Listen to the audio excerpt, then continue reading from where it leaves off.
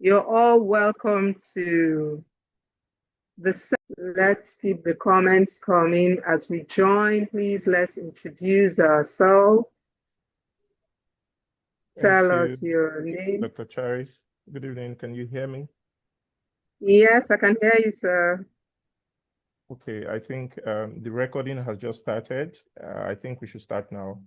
We have substantive numbers of people here, so I think we should start now officially and stick to the program. Thank you. All right. Okay.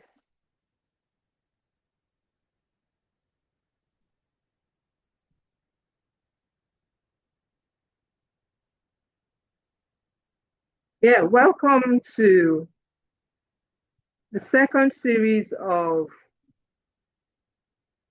the Nigerian Library Association webinar series for public relations officers of various chapters and sections, alongside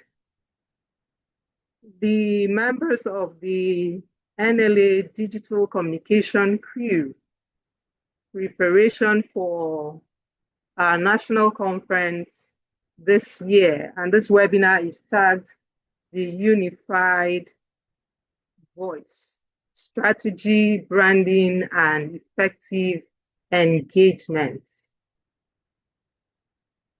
Before we fully commence, there's some ground rules that we need to lay down in order to make our discussion this evening smooth.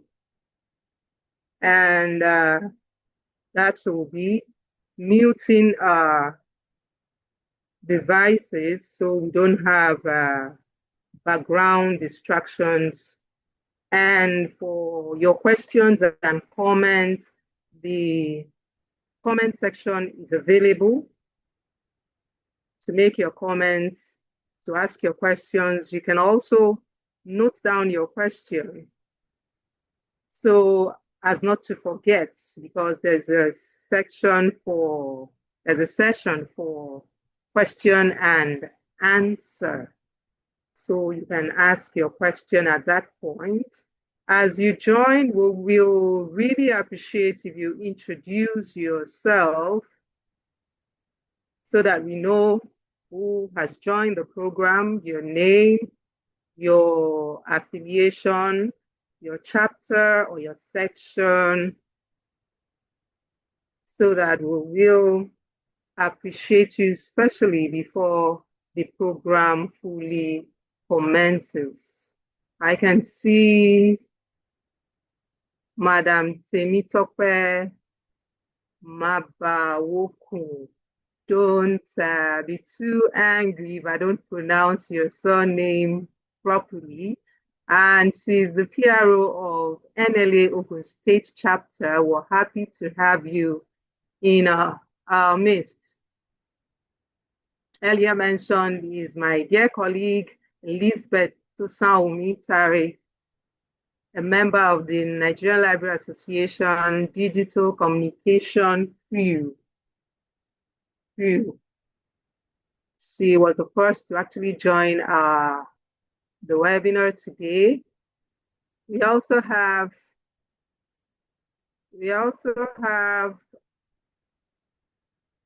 Madam Esther Fadairo. She is the PRO NLA Delta State Chapter. It's a pleasure to also have you in our midst. Please kindly reach out to your colleagues that are meant to be in this program, because it's a program that's being organized for PRO of chapters, sections, and members of the NLA Digital Communication Crew. And kindly reach them to tell them that the program has actually commenced, so we don't miss vital information, and because we have brought together seasoned professionals within and outside the library profession that would share from their wealth of knowledge on how to actually have a unified voice when it comes to reaching out and making our activities visible to the world. So please help me reach out to your colleagues that are yet to join. Welcome on board Dr. Usuka Isaac, the PRO cataloging and classification and indexing section of the Nigerian Library Association. It's good to have you join us. So as I was saying, kindly help us reach out to your colleagues that are meant to be on this program so we commence together and they don't actually miss much. So, still repeating the ground rules. So, want everybody to get mute their devices so the session runs smoothly. As we can see on the screen, our agenda for today, I'd earlier introduced myself, the moderator, Dr. Charis Onuoha of the NLA Digital Communication Crew. Of course, our able national PRO will be anchoring the program with us. With me today, he is actually the one spearheading this particular program to prepare us for the national conference activities pre, during, and post the conference in order to make our association and its activities visible to the world. We would also have the guest speaker, Mrs. Florence Ngozi Nwabuonwu, JP. She is a seasoned professional in the public relations field, and she will be sharing with us from her wealth of knowledge. In our technical sections, we'll be having Dr. David Oguche, who would handle the digital publishing and platforms, looking at websites, blogs, and content systems for visibility. Also, we'll have Daniel Okem, who is actually a new name in the block. We would meet him and also share from his wealth of knowledge in the area of repositioning libraries in the digital age, branding and communication strategy. Then we'd also have a dear colleague and the former, the pioneer leader of the NLA Digital Crew, Dr. Ayodele Alonge. They would handle media coverage, live streaming, and publicity strategy, after which we'll take our question and answer session and discussions. So, as I said earlier, just note down your questions as our seasoned resource persons share from their wealth of knowledge.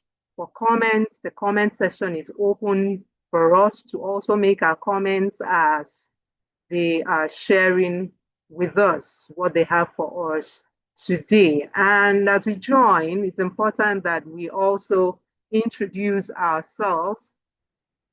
Tell us your name, where your affiliation, where you're streaming from. It will help us appreciate you for joining the program today. So it's the webinar is tagged the Unified Voice, Strategy, Branding, and Effective Engagements. As PROs, public relations officers of various state chapters and various NLA sections, and of course the members of the NLA Digital Communication Group, it's important that we speak with one voice. Our national conference is around the corner, and it's our duty to actually make our activities, both the association and the conference, visible to the world. And this training today would help us on how to strategize and on our branding and effectively engage the world as regards the activities of the Nigerian Library Association. So for your colleagues that you've not seen join us, please kindly reach out to them and tell them to join so they do not miss out. We have an agenda to have a unified voice. So it's important that we are all in this program to strategize on our branding so as to engage effectively. So please kindly reach out to colleagues and friends that are not here with us, that have not joined the program today, so that they will join and not miss out from what we have in stock for us today. As I can see, you have about 26 participants. Barely heard from some of us. So please kindly let us know who you are on the comments section, your name, where you're streaming from, and your affiliation. So Charis, we'll recognize you. Yeah, I'm with you, sir. Okay, can you see my screen? Yes. Why are we here?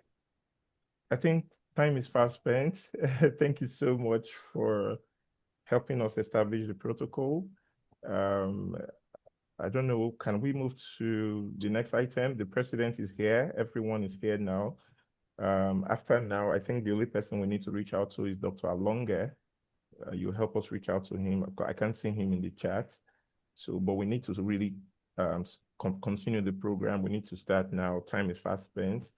Welcome, Madam Florence. Thank you for being here, and everybody. Let's just get into why we are here. Thank you so much. All right, sir. So, having heard from the National PRO, we will be moving on to the program fully, and from the agenda for today, we will be listening to the president of the Nigerian Library Association in the person of Dr. Lawal Umar, who will be speaking to us and welcoming us to this webinar for tonight. My president, sir, the stage is okay. Thank you very much. Can you hear me, please? Clearly, sir. Go ahead. Yes, I am here, and I want to start by apologizing for joining you late, largely for two reasons. Number one, the timing is clashing with the timing of 7 o'clock prayers. And then the second one is I'm struggling with my link. But fortunately, the PRO has responded to my distress call. So that's that. So apology, please. We're supposed to be the one to start coming here before any other participant. So let me first and foremost observe the protocol, because it is worth doing, because we are doing a very important program tonight. So let me identify and appreciate my up and doing the National PRO, Dr. Sylvester Ebhonu, who has always been trying to see how our voice is heard. So please, thank you very much for all that you have been doing to the NLA and to our profession. Even your enemy will testify to the fact that you are overstretching yourself, and that is the spirit of success. You have to work extra mile. Thank you very much, the PRO, the other members of the organizing team. I will call the Dr. Charis, Onuoha. I am beginning to learn how to pronounce your name. So thank you also for what you have been doing. You also, for many that are here, I should say that you are one of our digital crew members who always ready to answer our call. Thank you very much for all that you have been doing. And our esteemed facilitators, I understand we are going to have a good number of speakers tonight. So I thank you for accepting our invitation and offer. And I don't know whether if our admin secretary, Dr. Omo, is also here. So let me also salute her because she's doing a very good job in managing the secretariats, managing all the executive council, because we keep on talking, communicating, and what have you. So the other distinguished invited guests here on this tonight's virtual workshop, then our honorable PROs from the state chapters and sections who are here present. And ladies and gentlemen, I say good evening, and I don't know whether we are live somewhere. Good morning and good afternoon. So today's event, I want to start by saying is a very, very important program, and it has aligned perfectly with our campaign mantra, because we campaign to ensure that we advocate for the values of libraries and librarians. And we also campaign that we are going to build bridges.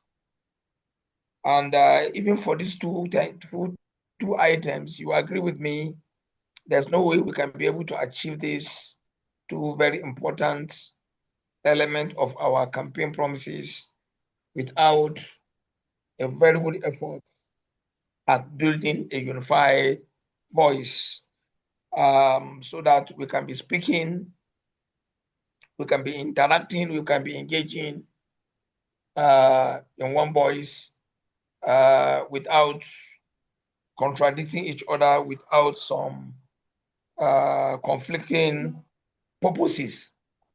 So it gives me immense pleasure tonight to officially welcome all of you who made it to this very important program. Like I mentioned, the title, the theme of our meeting tonight is about unifying, building a unified voice through rebranding, engagement, effective communication, and strategy. So you agree with me, our profession is actually facing a lot of identity crisis. So this is the right time for us to come together so that we can be able to find solution to this persistent issue.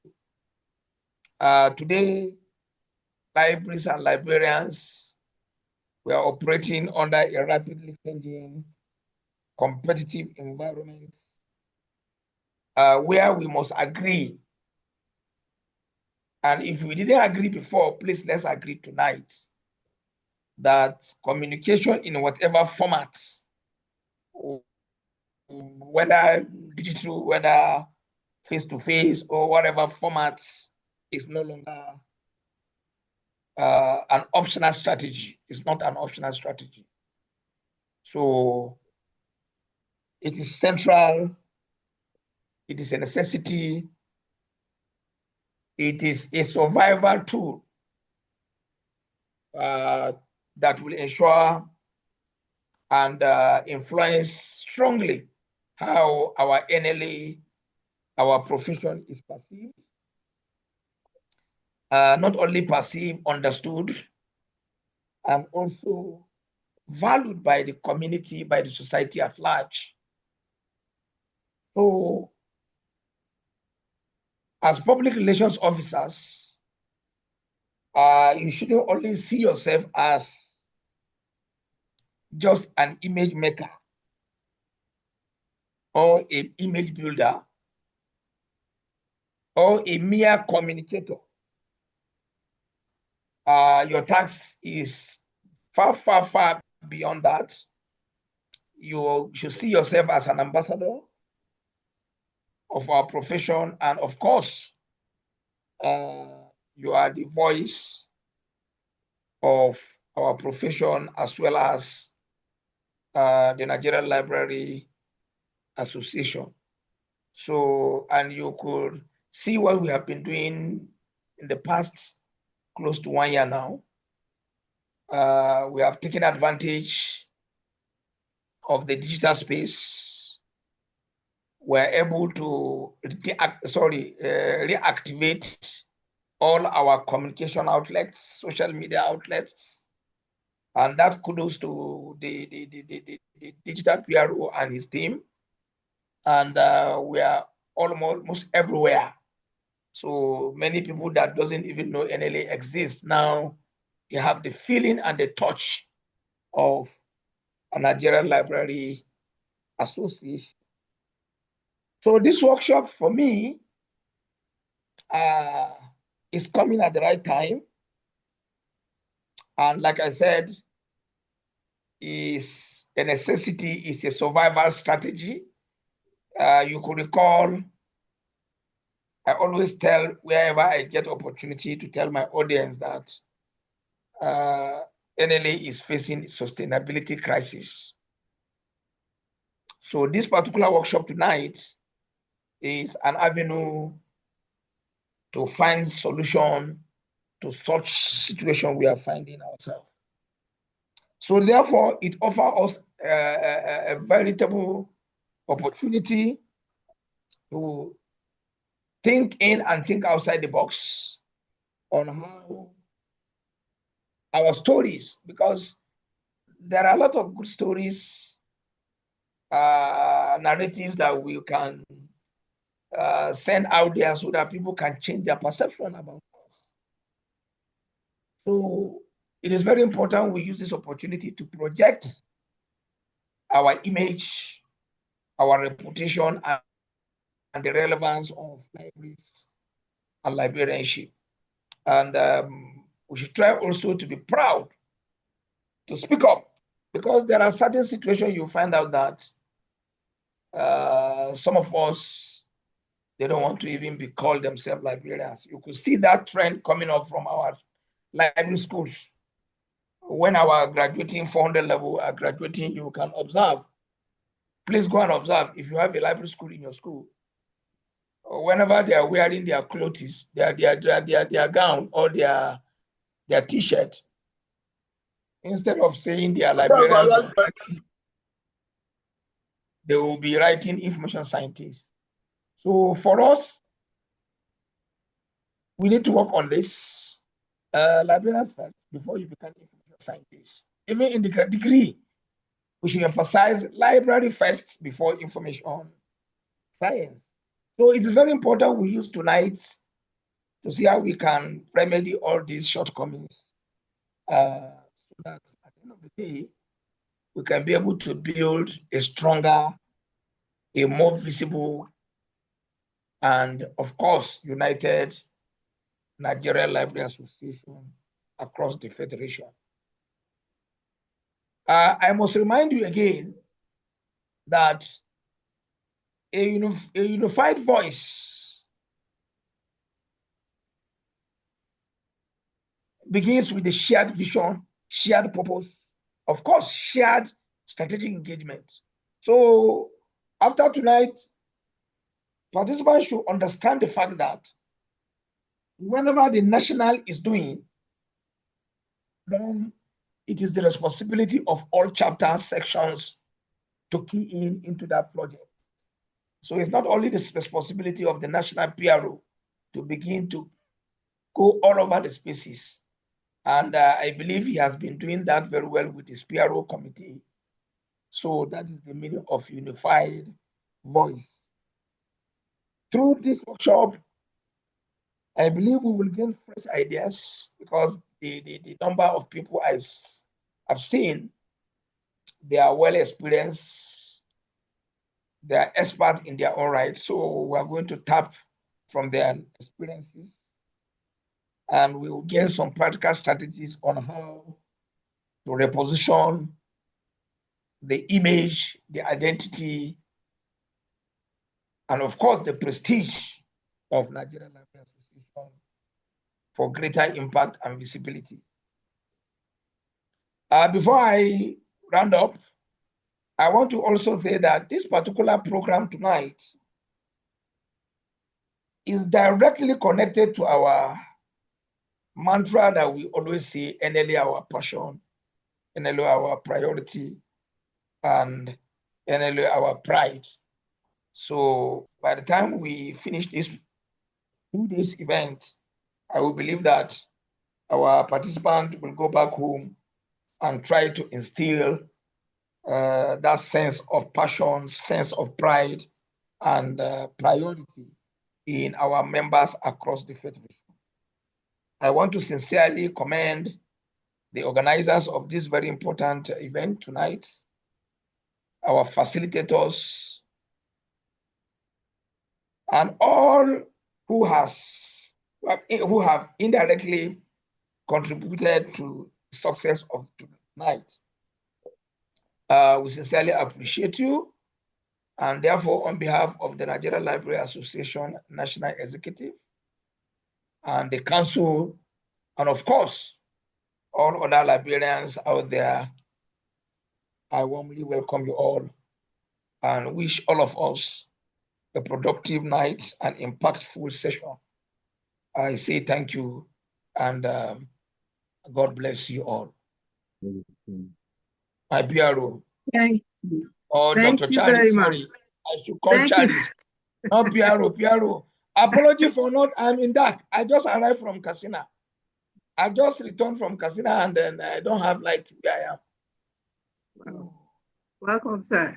Thank God for journey mercies. Thank you very much, sir, for that wonderful welcome and charge to today's webinar, encouraging us to pay proper attention and actually harness from our resource persons today. We're really grateful for having you speak to us. Thank you very much, my president.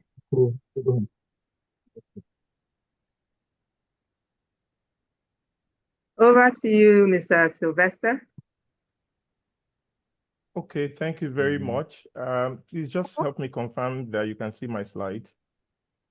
Not yet. Yes, Hello? yes, I can see your slide now. Are you sure? Because it's been showing. I can see your slide now. Okay, some funny persons are beginning to do some markings on it. So can you see why we are here now? Yes, it's showing on the screen. Okay, first of all, I want to say thank you to the president of the Nigerian Library Association. Madam Charis, please mute all the mics that are on, and please, there are a lot of persons who are waiting to be admitted. Help us admit them, please. Thank you. Thank you, that, sir. All right, thank you.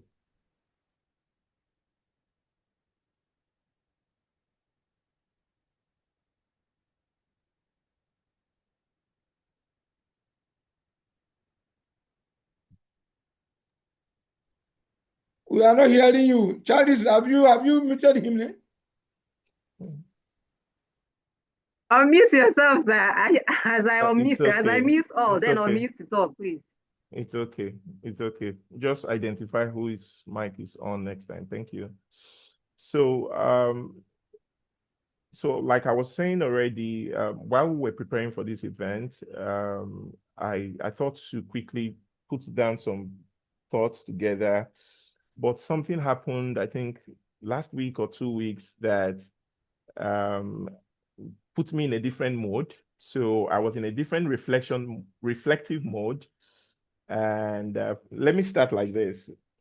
For instance, this yellow suit I'm wearing tonight, it reminds me of the year 2025. And when I say it reminds me of the year 2025, I'm talking about the year where we campaigned to be elected as executives of the Nigerian Library Association. It was last year.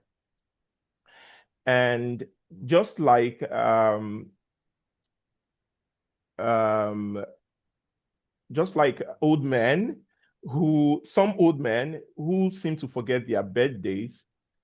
Few days ago, one of our members, a very senior colleague from the Western States, she sent me this message in the screenshot. You may not see the message, so I'm going to try to zoom in so you can see better. I'll read it out. The person said, Sylvester, it's a year already that you put yourself forward to serve the NLA. And kudos for living true to this. Congratulations, and God bless you and your efforts as you add more innovation and initiatives to your roles. Now, and then you can see me on the yellow suits. So that's why I said today, today makes me reflect to that time. Now, please allow me now go back on Zoom and explain why I'm sharing this. So I said I had actually forgotten that it was around this same period that we were doing all these campaigns until she reminded me.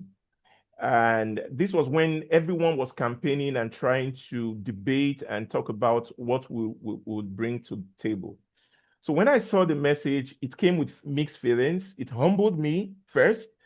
And as a matter of fact, since that day, I've been periodically reflecting on leadership. Two things: leadership and responsibility. Now, what this is making me see more clearly today is that leadership is not just about occupying a position. To lead, it means that you must be willing to shine light, like you must be willing to help other people in a way that they will follow that light toward a genuine and meaningful destination.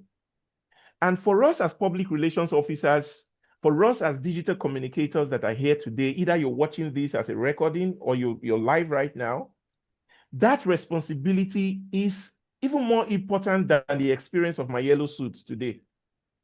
We are talking about the image of the association. We are talking about the stories we are able to tell about the activities that we offer. We're talking about the way we communicate all these activities, all these ideas. We are talking about how we respond to issues, what people think about us. We are talking about how we can work together. And all of this is what determines what people think about the NLA. And when I say the NLA, by extension, I'm talking about the library profession itself. And that is really why this second webinar series today we are having is treating this issue. I want to let us know that in the next 2 days, today is introductory. Today, I see the chairman of Lagos State Chapter and some other people who are not PROs or digital communicators. Currently, we are now live on Facebook, I believe. So anyone who may be watching this, don't worry, this is introductory.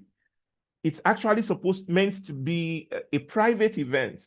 So tomorrow is a more private event. And I want to assure us that we are not here to talk about how to post flyers or how to share announcements alone. Whether we realize it or not, we are digital ambassadors of the profession, library and information science. Not just ambassadors for the Nigerian Library Association. And the strength of our collective voice will affect the strength of the association itself. So tonight, we are here because of the NLA leadership. And because the NLA leadership cares about the empowerment of members. One, that's one of the purposes. And secondly, we believe that PROs and communicators need more support. They need more coordination, more strategy, and they need to engage in conversations like this. We need to come to meetings like this and we talk, we air our opinions, we hear new insights. Especially, I can't wait to hear from our guest speaker today, Madam Florence. She's here. We are here because we want a more proactive, professional, and united communication across our chapters, just like the president has mentioned. So before I mute my microphone, let me quickly share something with us that many of us may not know. Now, did you know that right from when we hit the ground running as a national executive, at different intervals, the president engages the ESCO. And sometimes it's personal communications, especially between me and him. I know he also reaches out to other executives. Now, it's not just talks alone, but it's not just talks about publicity alone. You hear him talk about his visions. You hear him talk about the need for structures to improve. He talks about the need for fundraising and alternative ways that we could raise funds, alternative ways that we could engage our members and engage stakeholders. He talks passionately about visibility. And in many of those long durations that we spend on phone, he expresses where he honestly wants the association to be in the coming years. And this was what gave birth to the Bring Back Our Members initiative and the Bridge Agenda, which he talked about. The Bridge Agenda simply means that we want to build relationships, innovation, digital growth, and engagement. So to achieve that goal, the president endorsed this meeting for 2 days. He wants us to get empowered and to ensure that we reach out to some of the finest speakers, people like Dr. David Oguche, Dr. Alonge, and Madam Florence, who is here today, to facilitate this webinar.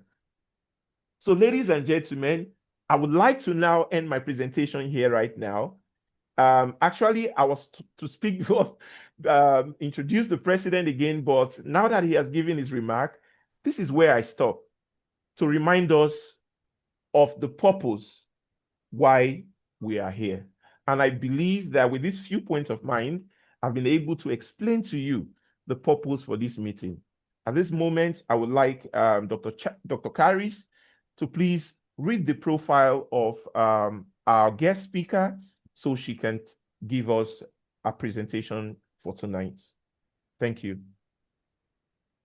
All right.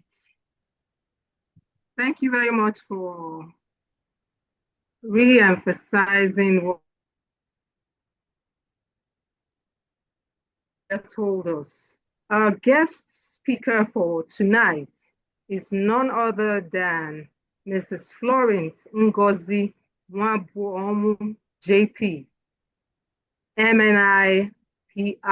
She is a dynamic communication professional journalist, a PR expert, and also she's a leader. As the vice chairman of NIPR, Delta States, and public relations officer in the Ministry of Technical Education, she combines experience, influence, and purpose to share narratives, drive impact, and uphold excellence in public communication. Today, she is here to share from our wealth of knowledge as the PRO ushers her to the stage to share with us. Let's appreciate her with our favorite emojis as she takes the stage tonight.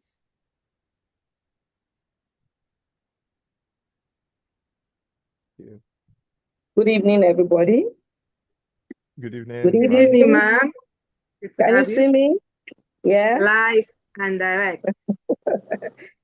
Hello, Dr. Charis. It's nice seeing your beautiful face. Nice to see you too, ma'am. Okay, dear. No, we've been chatting. Never had the privilege to see you. Nice seeing you. Thank you for all the messages. And My Dr. pleasure. Sylvester, good evening. How are you? I'm fine. Thank you very for much. this. Yeah, Happy thank to you for see this you. invite. Yeah, It's you. always a pleasure communicating with you. I'd like to, first of all, give a shout out to, we say you give honor to whom honor is due. I'd like to give a shout out to the president of NLA, Dr. Lawal Umar. I listened to him speak. Man, yeah, that man is passionate about this association. And I really, really give him kudos and I appreciate him. It's difficult to see people who work with passion, who are zealous, let me use that word, about the things they do. Dr. Umar, well done, sir. And may you continue to be encouraged in what you do. Thank you very much for the compliment. All right, sir. So once again, good evening, everybody. Distinguished ladies and gentlemen, all members of the Nigerian Library Association, respected colleagues, PROs, and esteemed professionals. Like I've already been introduced, my name is Florence Ngozi Nwabuonwu, JP, MNIPR, currently Vice Chairman, Nigerian Institute of Public Relations, Delta State. I'm Public Relations Officer, Ministry of Technical Education, Delta State. Today I'm going to be speaking on the foundations of strategic communication and public relations. I pray that at the end of the day, we will make a headway, and it's going to be a robust, or do I say a robust deliberation. Thank you very much. So let me start by saying that I'm really deeply honored to speak on a subject that defines not just communication, but leadership itself. Strategic communication and public relations is a management function. It's leadership itself. Strategic communication and public relations are no longer seen as soft functions. No, they are no longer seen as soft functions within organizations. Today, they are central to governance, reputation, and public trust. I would like to use the word of the great communication scholar, James E. Grunig. He reminds us that public relations is the management of communication between an organization and its publics. So how do you manage the communication between the library association and the publics? That's one. And in today's world, it even goes deeper than that. It is the management of perception in a world where perception often becomes reality. Edward Bernays once described communication influence as a key element in a democratic society. Whether we agree fully or not, one truth remains clear. How people perceive you determine how they respond to you. I hope you know that. How people perceive you determine how they respond to you. And this is why strategic communication is not accidental. It is intentional. Whatever you do with your communication, your strategies, it is very intentional. It is not accidental. It's not something you bump into. It's something you do with intentionality. It asks the right questions. Who are we speaking to? Who are you speaking to? What do they believe? And how do we shape understanding, not confusion? Public relations, I must tell you, ensures that beyond messaging, there is trust. We say that public relations is truth told at all times. But I know that these days people have misconstrued the meaning of public relations. You see some people, when they do certain things, you give them an envelope or they want to give somebody something, they say, I'm doing PR. No, public relations is far, far beyond that. Public relations ensures that beyond messaging, there is trust. Because without trust, communication is noise. Communication is noise without trust. As you are communicating as a PR person, people, your publics, your audience should trust you enough to believe you.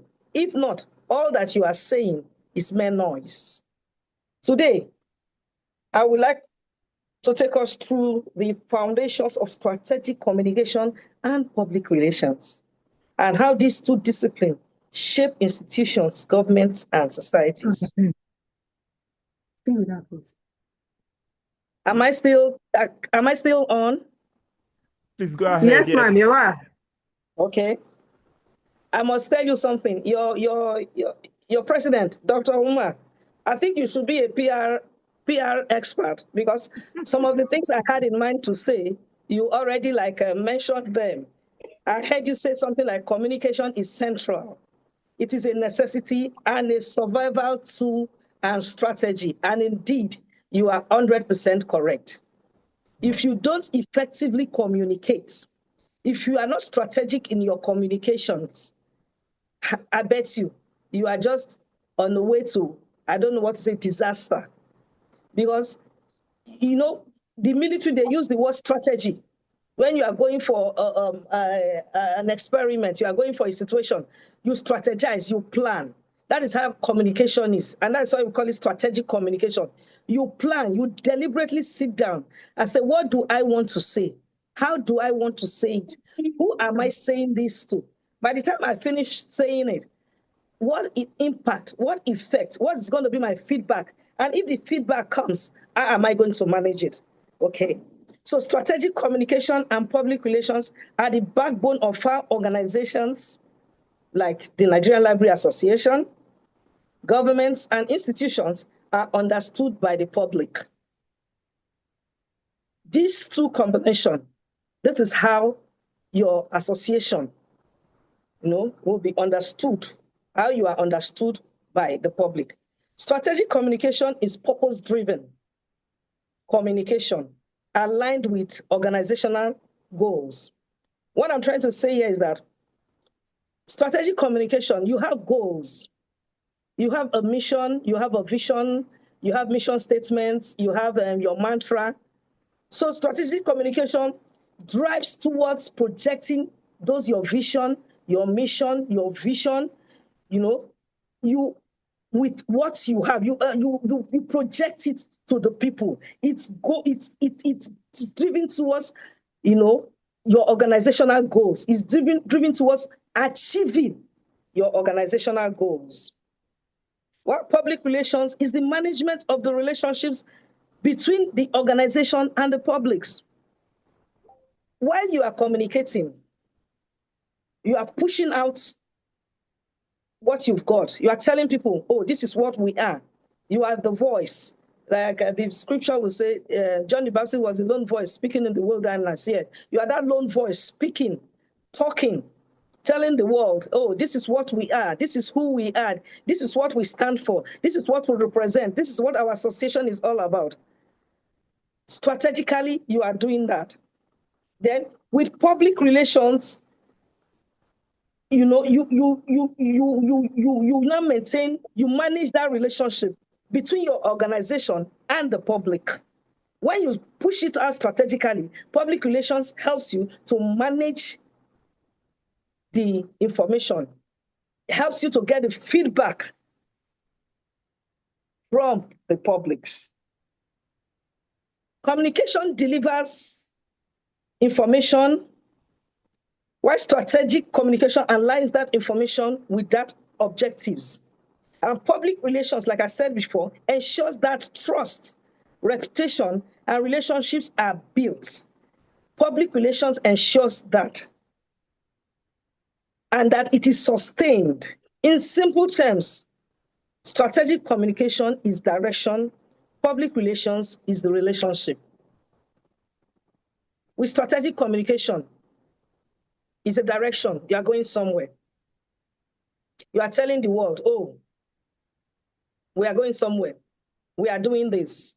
We are this. We are that. We are the ambassadors. We are speaking out. This is our profession.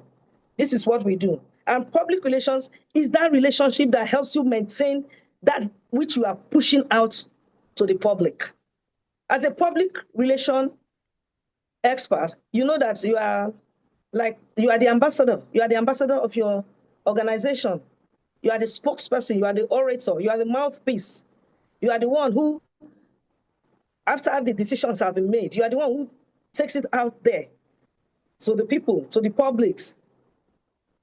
You are the one who furnishes, the publics with the information. Like when the president was speaking, I was able to pick some things about the association. When Sylvester was speaking, I was able to speak. When Dr. Charis was speaking, you see, they are like the mouthpieces, the orators. They are dishing out these things to the average man out there who doesn't know what it's going on, who doesn't know what the association is all about. I hope I'm making some sense, please. Yeah. Thank you. So we'll be looking at the foundations, the areas, what you need to do to effectively communicate strategically, and you use the tools of public relations to achieve what you want pushed out to the public. First of all,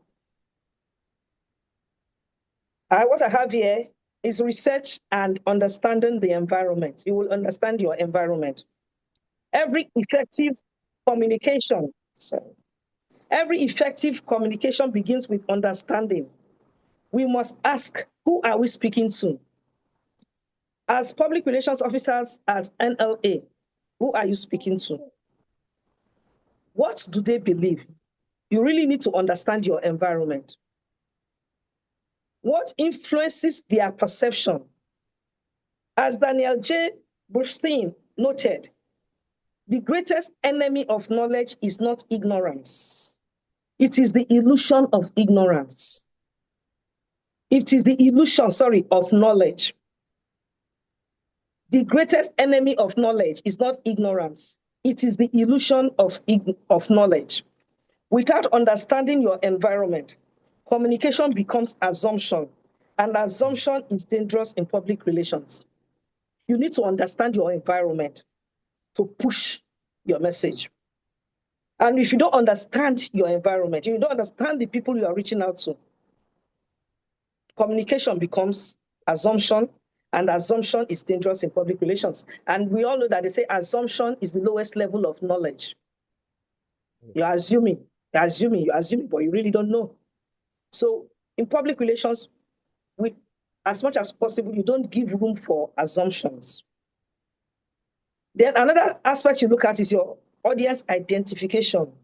When you understand your environment, you now try to identify your audience. Bear in mind, please, not everyone is your audience. Not everyone is your audience. Not everyone is your audience.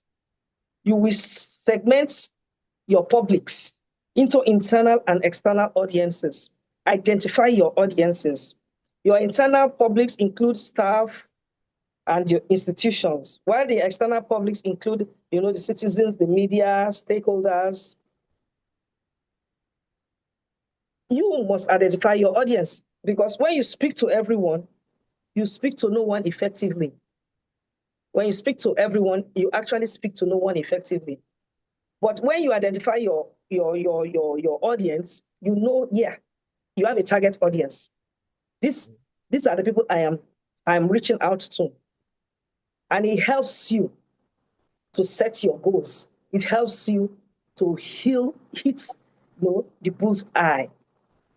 Thirdly, you should have communication objectives.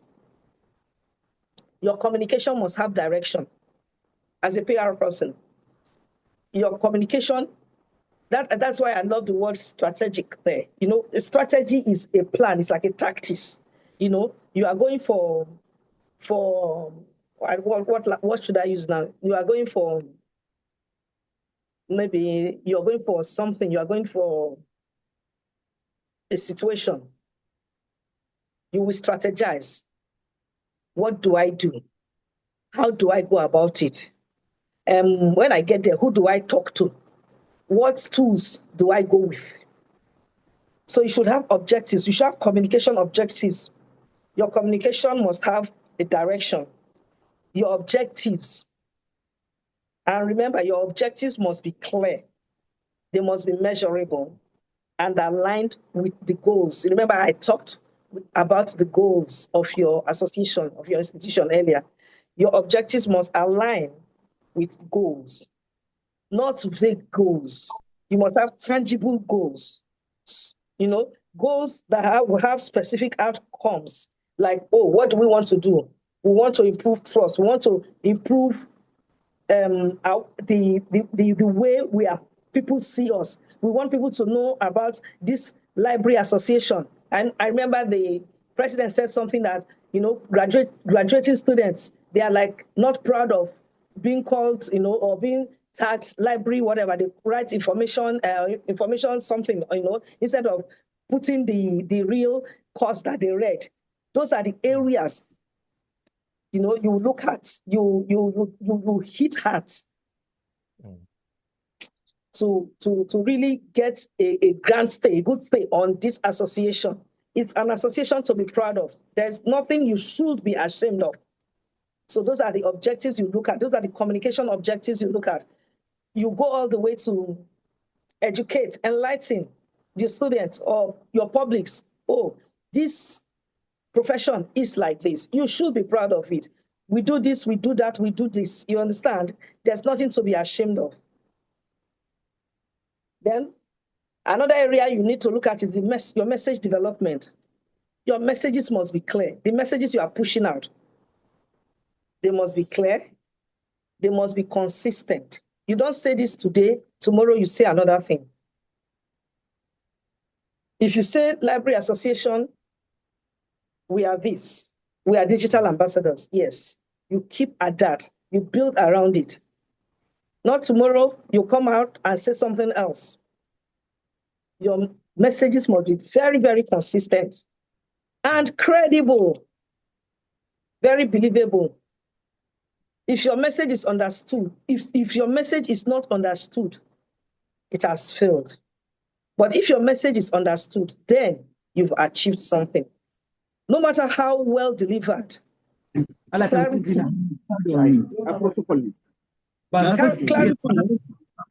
builds trust. Your message must be very clear, very, very clear, and easily understandable. As a prayer person, the message you are pushing out there must be very clear and understandable. Clarity helps to build trust. It builds trust, whereas confusion destroys it. Then you go on and you look at your channels of communication. Today, you and I know that communication operates through multiple channels. So what channels as PROs are you using to communicate? Those are the areas you look at. Thank God you've gone digital. Yes, you look at that. And you know that there are various areas of communication. You can communicate through multiple channels. You have the traditional media, you have the radio, television, newspapers. Are you going that route? Then you have the digital platforms, such as the social media and the websites and stuff like what we are doing now. Then you have interpersonal communication. That is very, very, very important. You have interpersonal communication, such as meetings, stakeholder engagement. This channel is not just a medium. The channels of communication, they are not just mediums. They also shape the meaning of, they shape the meaning of the messages you are trying to project. You really need to be very strategic about it. Then we have the implementation strategy. Timing matters. When you are strategically communicating, timing matters. Timing matters. Coordination matters. You need to coordinate your thoughts, coordinate your messages, coordinate yourselves, and push out your message. Consistency matters. When you are putting your messages together, timing matters. When you push out a message matters. It really, really matters in public relations. For example, maybe in a crisis situation, you come and start telling people there's a crisis situation, people are dying, people are crying, you now come out and you are trying to tell people how to buy shares and how to buy stock. Nobody will listen to you. So timing matters, coordination matters, consistency matters, and a well-crafted message delivered at the wrong time loses impact. That's what I was trying to say. Even if you have the best craft.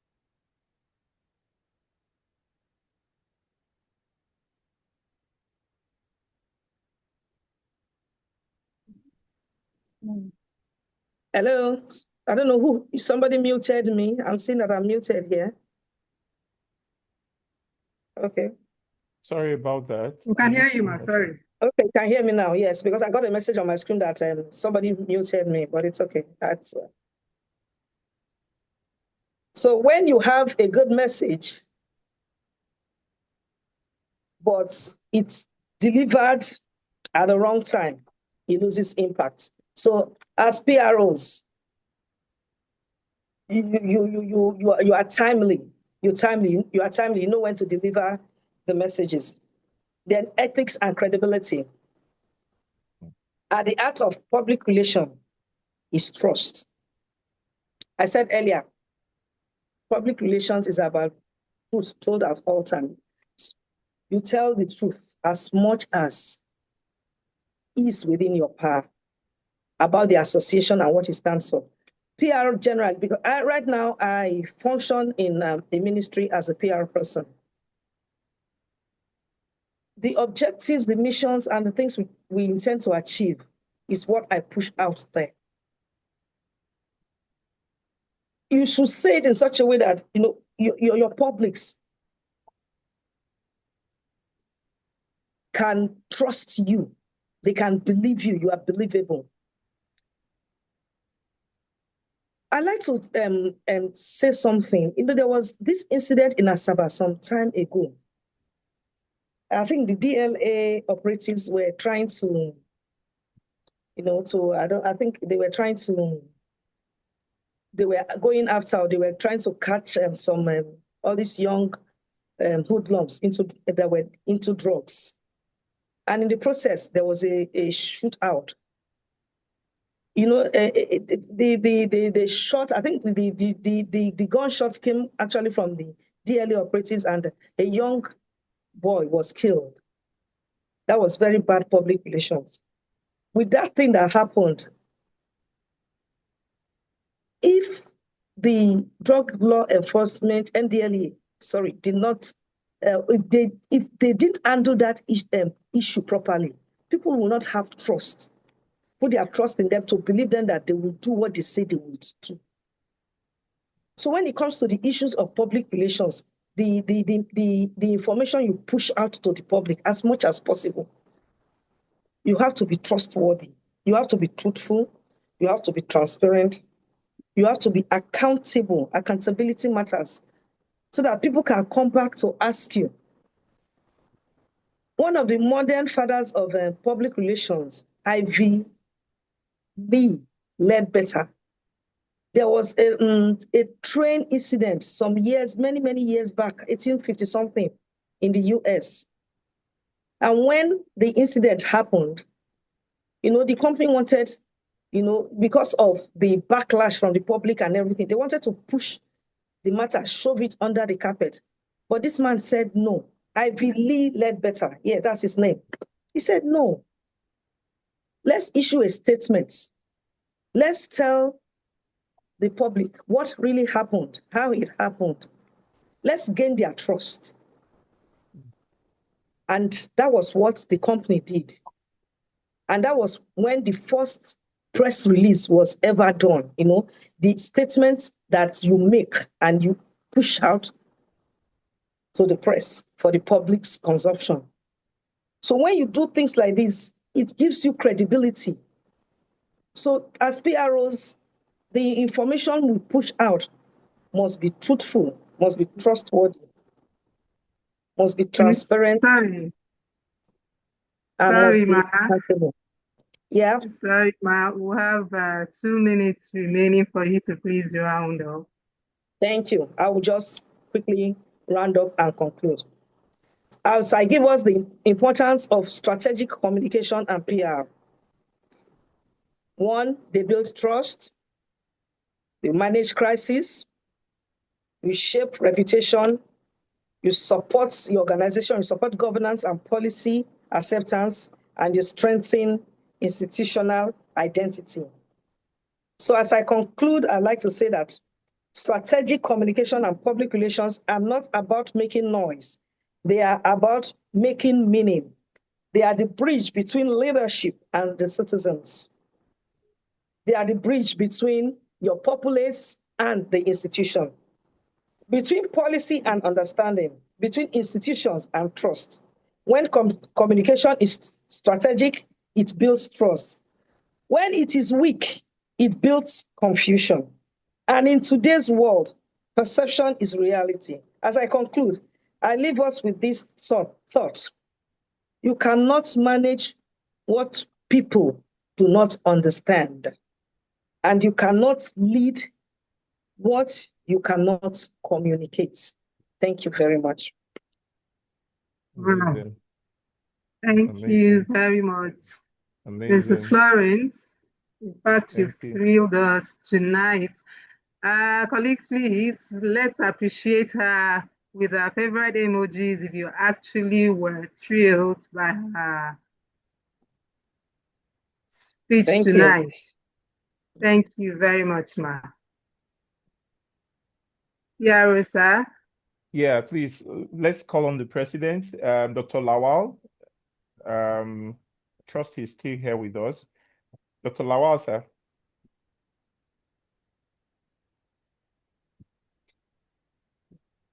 Hello. I'm here, my PRO. Okay, sir. So next for the present on the program outline is Dr. Alonge, who is in a different time zone with us. So we will be having his presentation next, Dr. Alonge. But before that, we would want to request that you help us appreciate Mrs. Florence Nwabuonwu for this wonderful. Nwabuonwu, please. Nwabuonwu. Picking his Okay, church. Nwabuonwu. PRO. You see, this is one of the good lessons of PRO.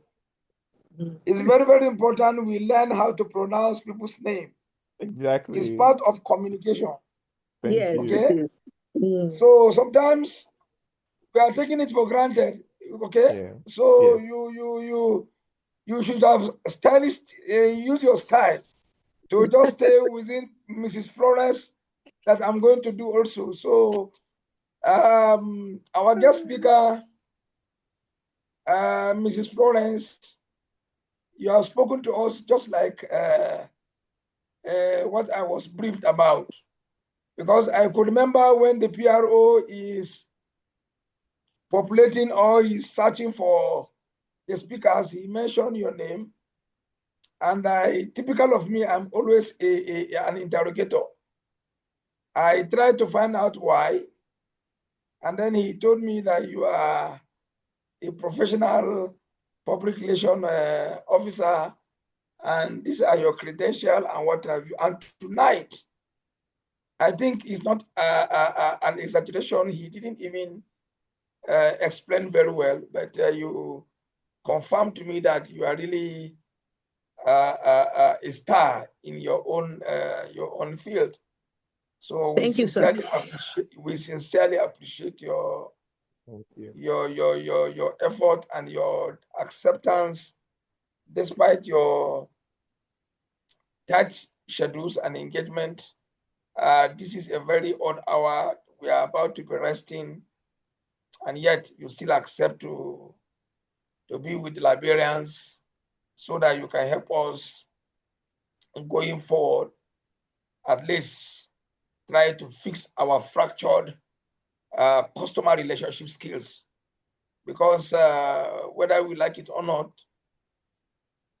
I was in Lagos when a very fine lady, fantastic lady from Delta, she went to Delta she's working for NGO, but she's working in Delta State. So she attended the book fair. So during the Liberians Day,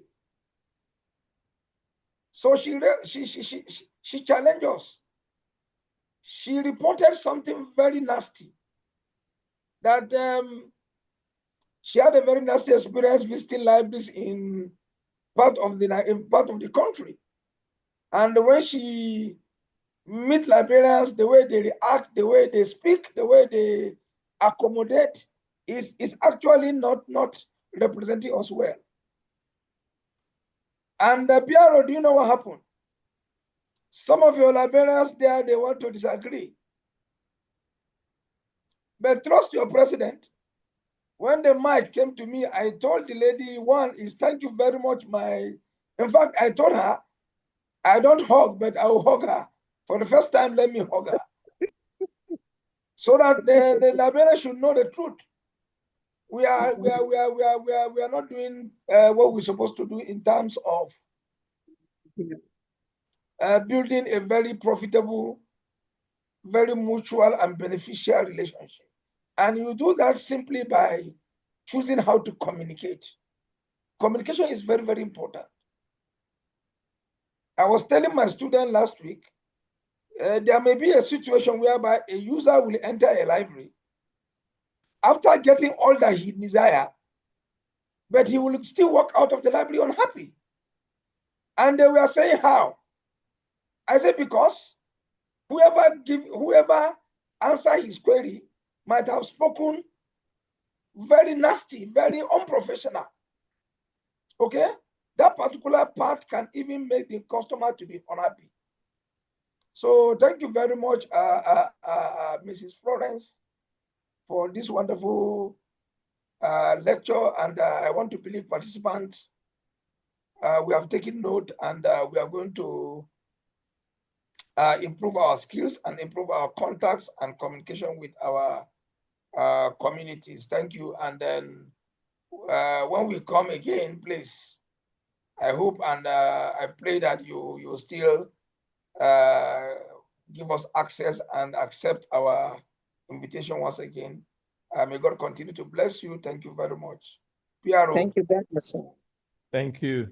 Thank you very much. So, Madam Florence, we're really grateful. Thank you for your time. I know how busy your schedule is, but we thank you for making time to be here.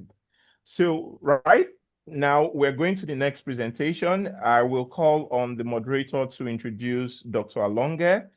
Dr. Alonge, you may share your slide if you have one now. Immediately after Dr. Alonge's presentation, there's another amazing speaker we have here right now. He's a librarian, a graduate of Library and Information Science, but he's currently in the content creation industry. He's a brand strategist. He works with a TV station, and he's going to be sharing with us industry practices as it regards branding and all that about visibility and engagement. So he's going to be sharing with us what we need to start doing right as librarians after Dr. Alonge's presentation. So Dr. Charis, please, in the next few minutes, can we have our next speaker? All right. Next speaker, as National PRO has already mentioned, is our own Dr. Ayodele Alonge. He is a distinguished scholar and professional in library and information science. His research focuses on knowledge management, information technology, integration in libraries, and scholarly communication. He is an active contributor to global information networks. He advances library practices through impactful academic publications and international conference presentations. He's currently a visiting scholar at Karatina University in Kenya and digital transformation researcher at the Amsterdam University of Applied Sciences in the Netherlands. Tonight, he will be speaking to us on the topic from content to impact, media coverage, live streaming, and publicity strategy. Dr. Alonge, you're welcome in our midst. Please, let's make welcome via our favorite emojis, our own Dr. Ayodele Alonge. Good to have you with us this evening. Good morning, good afternoon. I wouldn't know where you're streaming from, sir.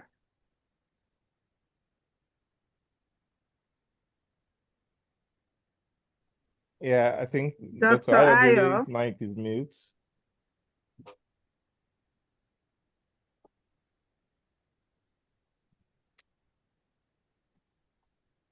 Hello?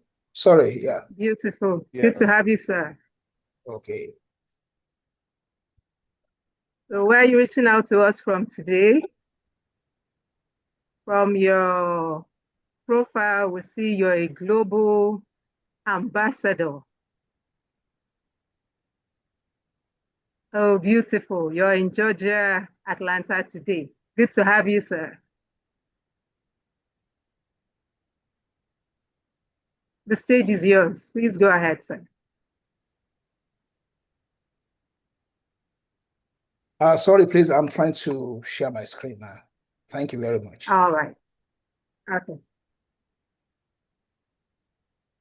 So, ladies and gentlemen, while Dr. Ayodele is sharing his screen, I want to let you know that for those who are interested in getting certificates, we will be sharing a feedback form later after this event from tomorrow. So you could give a feedback and let us know the name you want to use for your certificate. Also, while Dr. Alonge is sharing his slide, I want you to know that Dr. Alonge is the pioneer leader of the digital communication crew of the Nigerian Library Association. He's a very great digital transformation leader, and tomorrow is Dr. Ayodele's very special event. And now that his screen is sharing, maybe I'll save that for later and I'll tell you about what's happening tomorrow. So, Dr. Ayo, the floor is yours.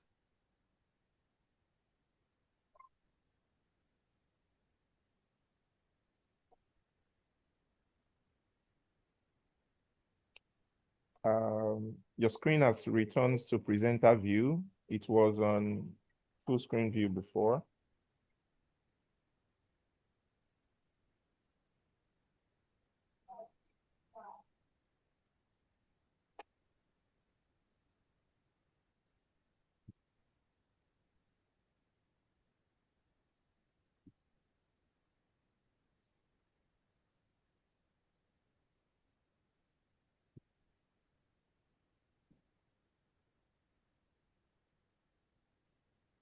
Okay.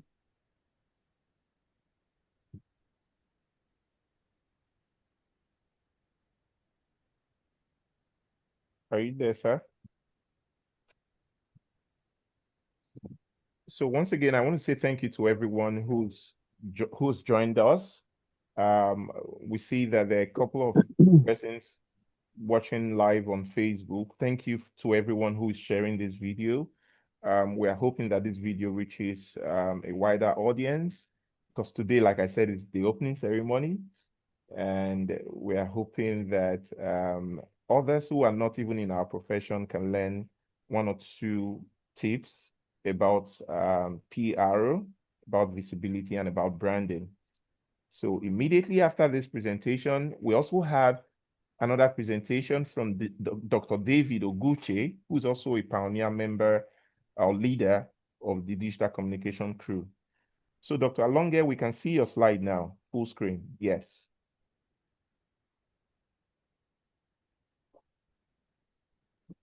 Anytime, let me do the setting. Yeah. Yeah, just a minute, please. I need to change the system. Let me get my microphone.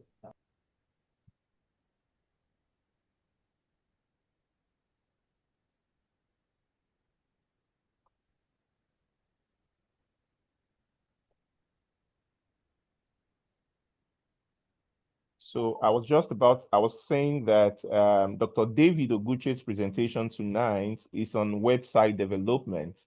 It's on web platforms. I know many of us as public relations officers, we may be great at social media content, but one platform we do not leverage on is websites. And Dr. Oguche's presentation will be exposing us to the opportunities and how to use our websites. While Daniel also has a presentation, like I mentioned, about branding. Daniel is an industry person mixed up with librarianship in his blood. So we understand that this is getting late already, but we deliberately fixed this program for this time because sometimes we're always busy during the day and evenings are more convenient. So we hope that you stay to the end and draw value from this session. So Dr. Alonge, would you like the next speaker to come up for now?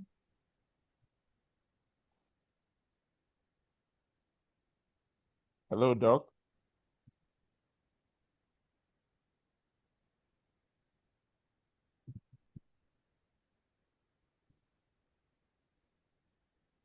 Hello, Doc. Are you there? Would you like us to allow the next speaker come up?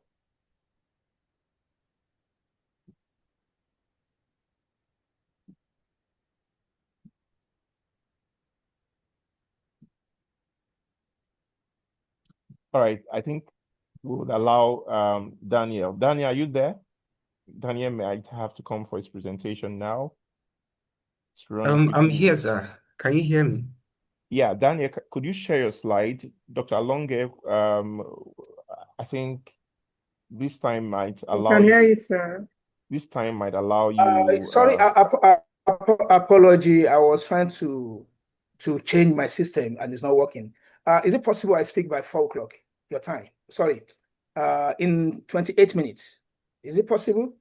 Yeah, So that by 28 the time minutes I is will have been possible. at home. So yeah, please let me do that. Yeah, so that would be immediately after Daniel's Please, presentation. I So will change my system. Daniel, please share your screen. Yeah, Daniel. So Daniel, good. Daniel, please just go ahead. I think we've done the introduction. Because of time, please just go ahead. You have, I think, 15 minutes or so.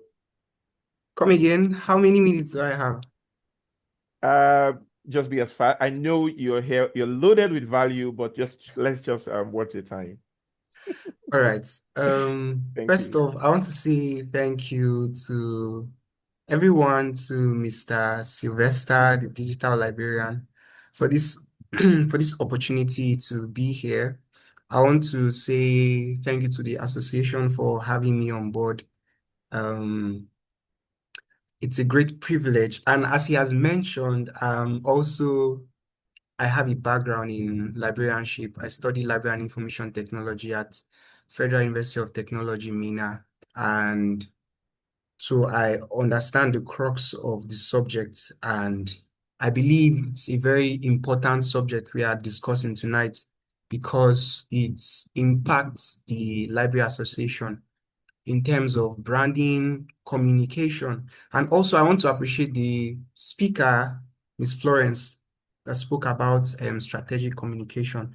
I think that's very important also because it's also part of the things I'll be talking about, but she has shed more light on them. So I'll just go straight forward into the subject. I believe I'm audible and you can see my screen, right?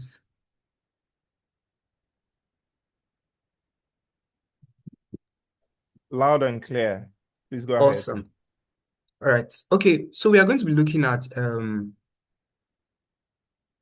reposition libraries in the digital age, branding and communication.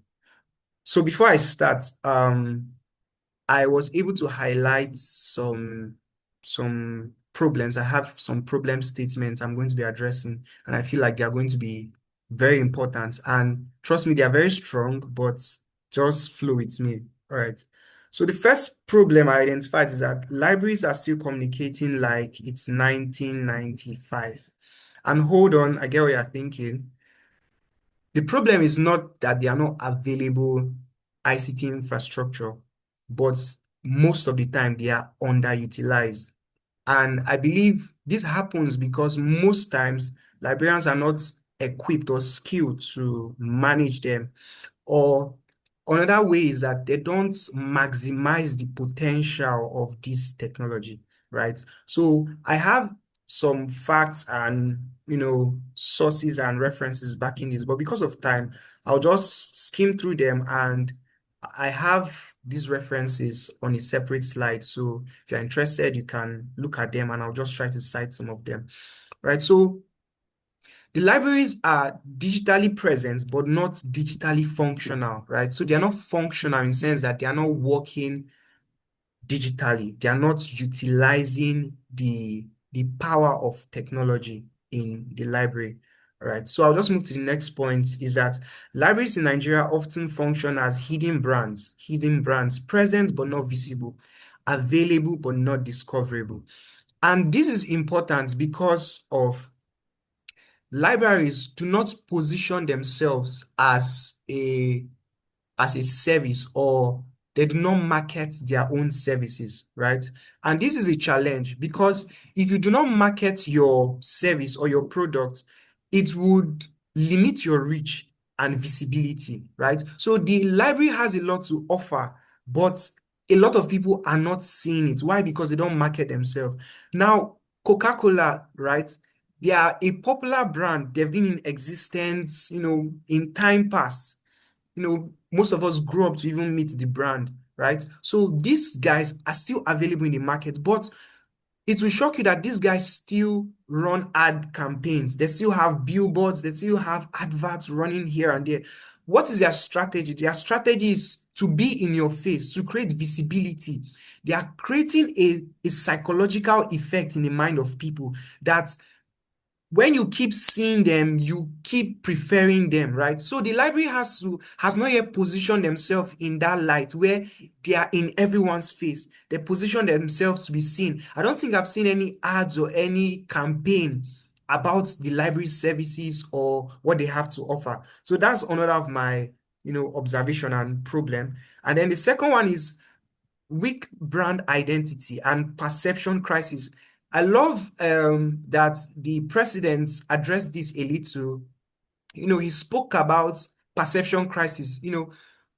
Most people, the library has not come to have a solid identity of itself. And when I talk identity, I do not mean the logo, I do not mean the association name, I do not mean the slogan. I mean a strong core of what they stand and what they represent as an organization, right? So they do not only suffer from underfunding, but they suffer from positioning themselves in a way to be identified, right? So I'll just run to the next point, which is there is a critical awareness gap of, the library services at large. Like I said initially, the library has a lot to offer, but there is an unawareness, right? I was a student of the Federal University of Technology. I schooled in, and my school had a library that was functional, right? But then again, I was only privileged because I was a student. There are so many people out there who probably has not gone through the walls of the university, or their university do not have a facility that was equipped, to provide library services.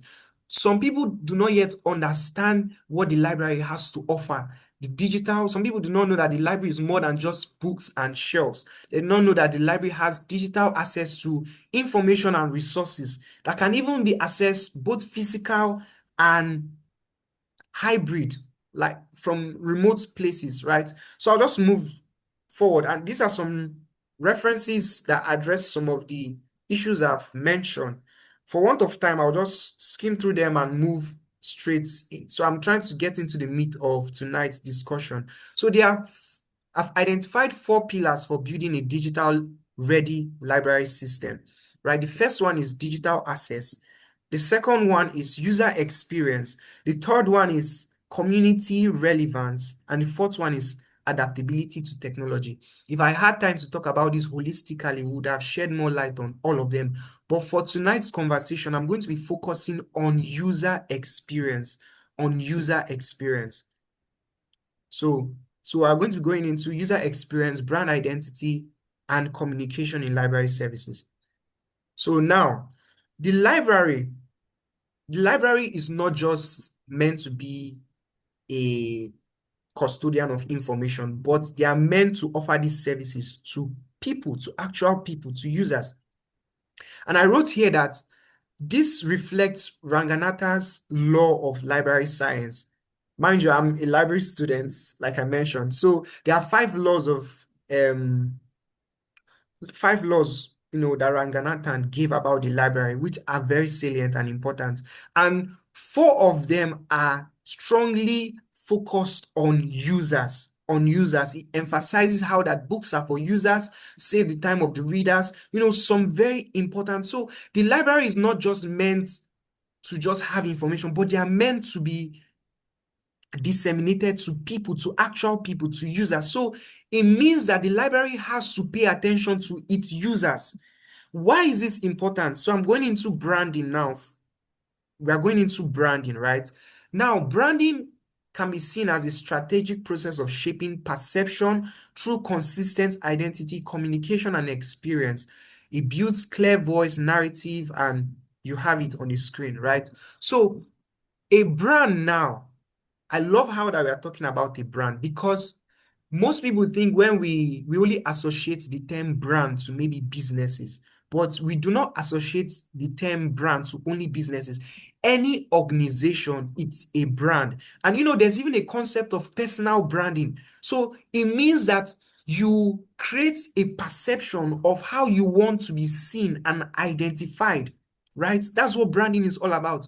You create an identity, through your narratives, through your consistency, through a clear mission and vision. Branding is not about a logo. Branding is about how people see you, right? How people perceive you to be, right? That is what branding is about. And the library has to see itself as a business organization, right? So the library has to identify itself as a brand. So a brand is focused on its users. Every business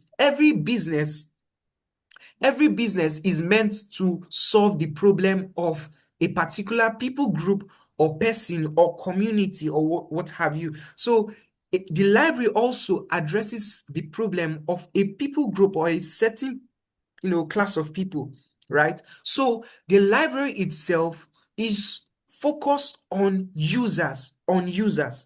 So the brand is very, very important. I'll just be rushing through this because of time, right? There are 4 pillars. Of a brand that I've listed out. The first one is the identity. A brand must know what it stands for and represents. So in simple terms, simply put, who the library is, what is the library about, right? The purpose, the role, the mission of this library, and they've mentioned all of this in passing. So I'll just move to the next one. Experience. This has to do with the user journey and interactions with the physical or digital library space. What do they feel, right? The president was sharing a story from someone, how that she encountered, very bad situations with the librarians, right? Maybe their reception or something about them, they did not have a good experience. There are so many things that shape the experiences of the user, be it the environment, the packaging, the resources available. There are so many things. Even staff interaction affects the user experience, right? So the next point is the communication, and this has to do with, the public relation officer, right? So how they communicate, and not just as a person, but what they put out there, digital platforms, storytelling, and what have you. So I'll move to the next one is trust. What people believe. The reason why you can you can, make a payment online and sit back is because you trust this brand. You trust that they are established and they will not run away with your money. You trust that if anything happens, you can hold them accountable, right? They have a track record of consistency, right? They are loyal and they are made for the users. They are made to meet the needs of the users and make sure they are satisfied. So it means that if the user is not satisfied and fulfilled with their library experience, then something is wrong and something is missing. All right, so I'm going to be rushing and we are going to be looking at a framework that I've put together, because tonight we are looking at building a unified voice and a framework, right? Having a level of consistency. I love the fact that we are addressing this from the, would I say the head, right? We are at the headquarters, we are at the foundation. Whatever we do here is going to disseminate and flow through other chapters of the association. So we are looking at a unified voice, and I've broke down a framework that I'm going to be looking at. So the first one is define the National Library brand. So brand position, right? So you need to define it. What does NLA stand for? Why should Nigerians care about libraries today? Why should we care? Why should we care? So this is about brand positioning. So you are positioning yourself to say that, you solve you solve a particular problem. And I highlighted here that this is just an example, your trusted guide in an age of information chaos. Now, trust me, we are in an age where we have proliferation of information. We have information everywhere. We have access, but how do you move? How do you find the right information? How do you sieve through what is needed? That is where the library comes into play. The library helps you, streamline what is needed for the user, right? And also, I put here the learning engine for national development. The library is known as custodians of information. So it means that we have to be at the forefront of research, of information advancements, right? So I'll move on. And then now this speaks to public relation officers particularly, right? This is a framework, a coordinated framework. So the first is centralized messaging. So you have one narrative that flows from the top to the bottom, right? You have a single voice. There is a reason why every bank looks the same. There is a reason why they have certain colors. There is a reason why they have certain staff. There is a reason why they have a particular structure. So when you talk about centralized messaging, you are talking of structure that flows from, you can replicate this everywhere you go. Even if you have different chapters, even if you have different libraries, you have the same narrative flowing from top to bottom. So you can replicate your results across board, right? The next point is consistent content strategy, right? Content strategy. And I want us to understand that we are in an age where content is prevalent, right? Content is prevalent. A lot of people are riding on the wings of content and they are making waves in the media space. Mainstream media is filled with a lot of content creators, which most of them, and you would see that there is a huge gap that the library has to fill up, right? In terms of content creation and content strategy, right? So I broke down here the PR staff need to have weekly storytelling plan across impact stories, right? How has library shaped the mindset of people? How have they impacted a community? Because the library is meant to offer value, not just information, right? And also user success story. Maybe users share their testimonies, how they've experienced to information, they've accessed a lot of They've assessed a lot of value. You know, the library has provided an environment of serenity, and they've made their research process very easy and impactful, right? And then, did you know campaigns? You know, these are content pillars, content strategies. Did you know campaigns? This is an informative kind of content, right? So the library has to build a content strategy. And then when you talk of content strategy, it should not be just offline. It should be both digital, right? We talk about digital presence, the active use of Instagram, LinkedIn, YouTube, right? These are like mainstream media, even X today. You have to leverage on this platform, make sure that you are present, because visibility is currency. Visibility is currency. Visibility is very important for everyone, including the library, right? So the library should look into positioning themselves and growing their followership, not just be present, but make sure that they are making impact and they are growing an audience of people, right? In Instagram, in LinkedIn, and in YouTube. And YouTube, you can curate content around information and, you know, educational content generally. So I move to repackaging of library services, right? The library has to move from the fact that we just have books or we have resources, but they also have to identify as people that help you acquire digital skill. The library should come to the point where they are the one championing a lot of skill up and empowerment programs, because they are meant to be at the forefront.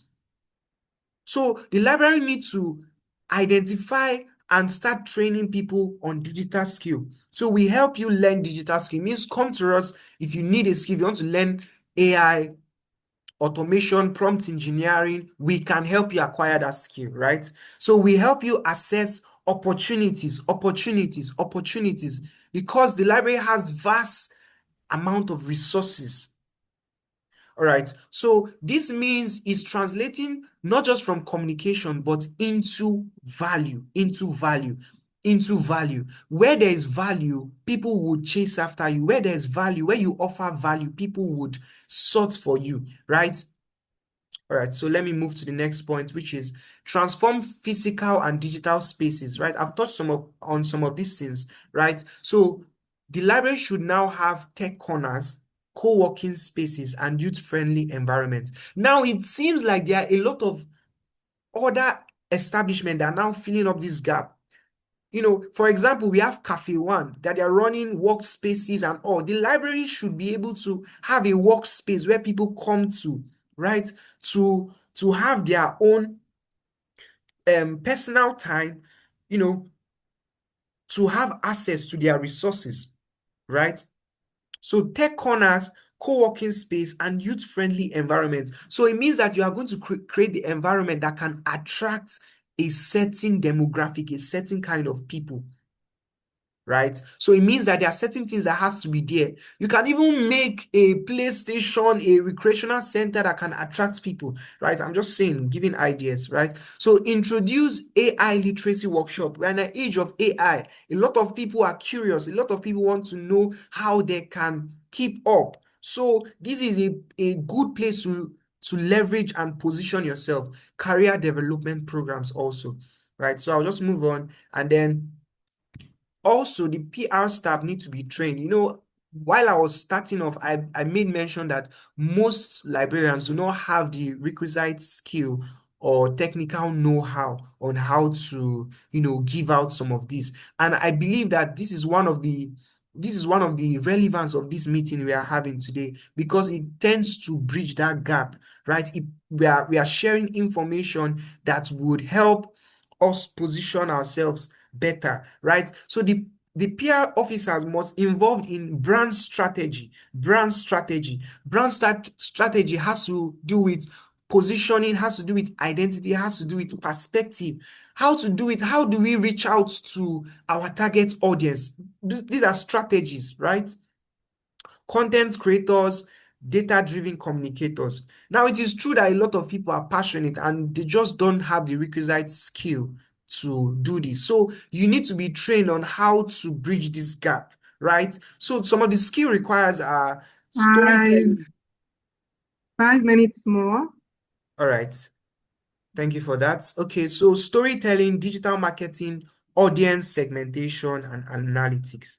All right, so I'll move on. Now, I'm coming to the end of my presentation, and I want to talk about how, you know, for instance, Instagram, I took a screenshot of what the New York Library Association is doing, right? You are looking at an optimized Instagram profile. When I say optimized, you can see that the bio has been filled with relevant information. Landing on it, it tells you what they do.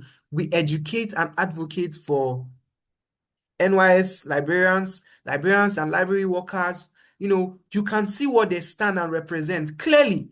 They have a highlight section, clearly optimized. There are a lot of thoughts into it. And you can see their feed, it looks very colorful, and they have a lot of things going on, right? Okay. So now, when it comes to brand identity and communication, there have to be a level of professionalism, consistency, and excellent delivery, right? So part of how communication is being made is through visual communication, through graphics, through videos, right? As a graphic designer, I've put together some of my work that I've done. Even for this event, right, I designed the poster, right? So you can see that I put a lot of thought into it. I try to brand it according to the association's color, identity, and I make it professional and straight to the point, right? So your visuals, this is to say that your visuals has to be clean, has to be professional, has to be good, right? For want of time, I would have loved to share a lot of examples, but we are limited. So I believe this should suffice for the moment, right? So this brings me to the end of my presentation for tonight. My name is Daniel. I'm a brand and visual designer, and can connect with me on LinkedIn and can send me an email if you have any need or any contribution. All right. So thank you so much for this opportunity, and God bless you. Thank you very much, Mr. Daniel. Your presentation was quite enlightening. Very much not the regular presentations we usually have, and it has actually opened our eyes to a lot of areas we need to work on. Thank you so much. And yes, I can see the emojis coming, appreciating your presentation. And also thanks for sharing. You can also on the comment section share your email, because certainly a lot of us will be reaching out to you for more inquiries and how to actually leverage on what you do on a daily basis so as to enhance ourselves. Thank you so very much. We are grateful, and we're happy to have heard from you tonight. Thank you. Thank you very much. So before Dr. Alonge comes on board, Daniel, I'll just like you to respond briefly to this question. What are your views regarding the elements of a great design, using Dr. Alonge's slide on the screen, which you were showing earlier? So let's just, I know there are other questions and other people raising their hands, but we'll take them later after Dr. Alonge's presentation. But just briefly mention some tips, alignment, all those tips that are very important when it comes to design. What makes a design stand out? In the next 30 seconds, if you could speak to that, it would really help us as PROs quickly. All right, thank you, sir, for that question. And I want to say that when it comes to having a good visual design, there are certain elements to look out for, right? We talk on typography, talk on fonts, right? That's the first one, very important. Now, there's a kind of font that looks horrific. If you use it for a professional design, you scare off a lot of people, right? So using the right kind of font, right, for your design. The next one is colors strike emotions, colors strike and color is part of a brand identity system, right? So you need to make sure that you are using the brand color scheme, right? And when you talk of color, you have to pay attention to contrast.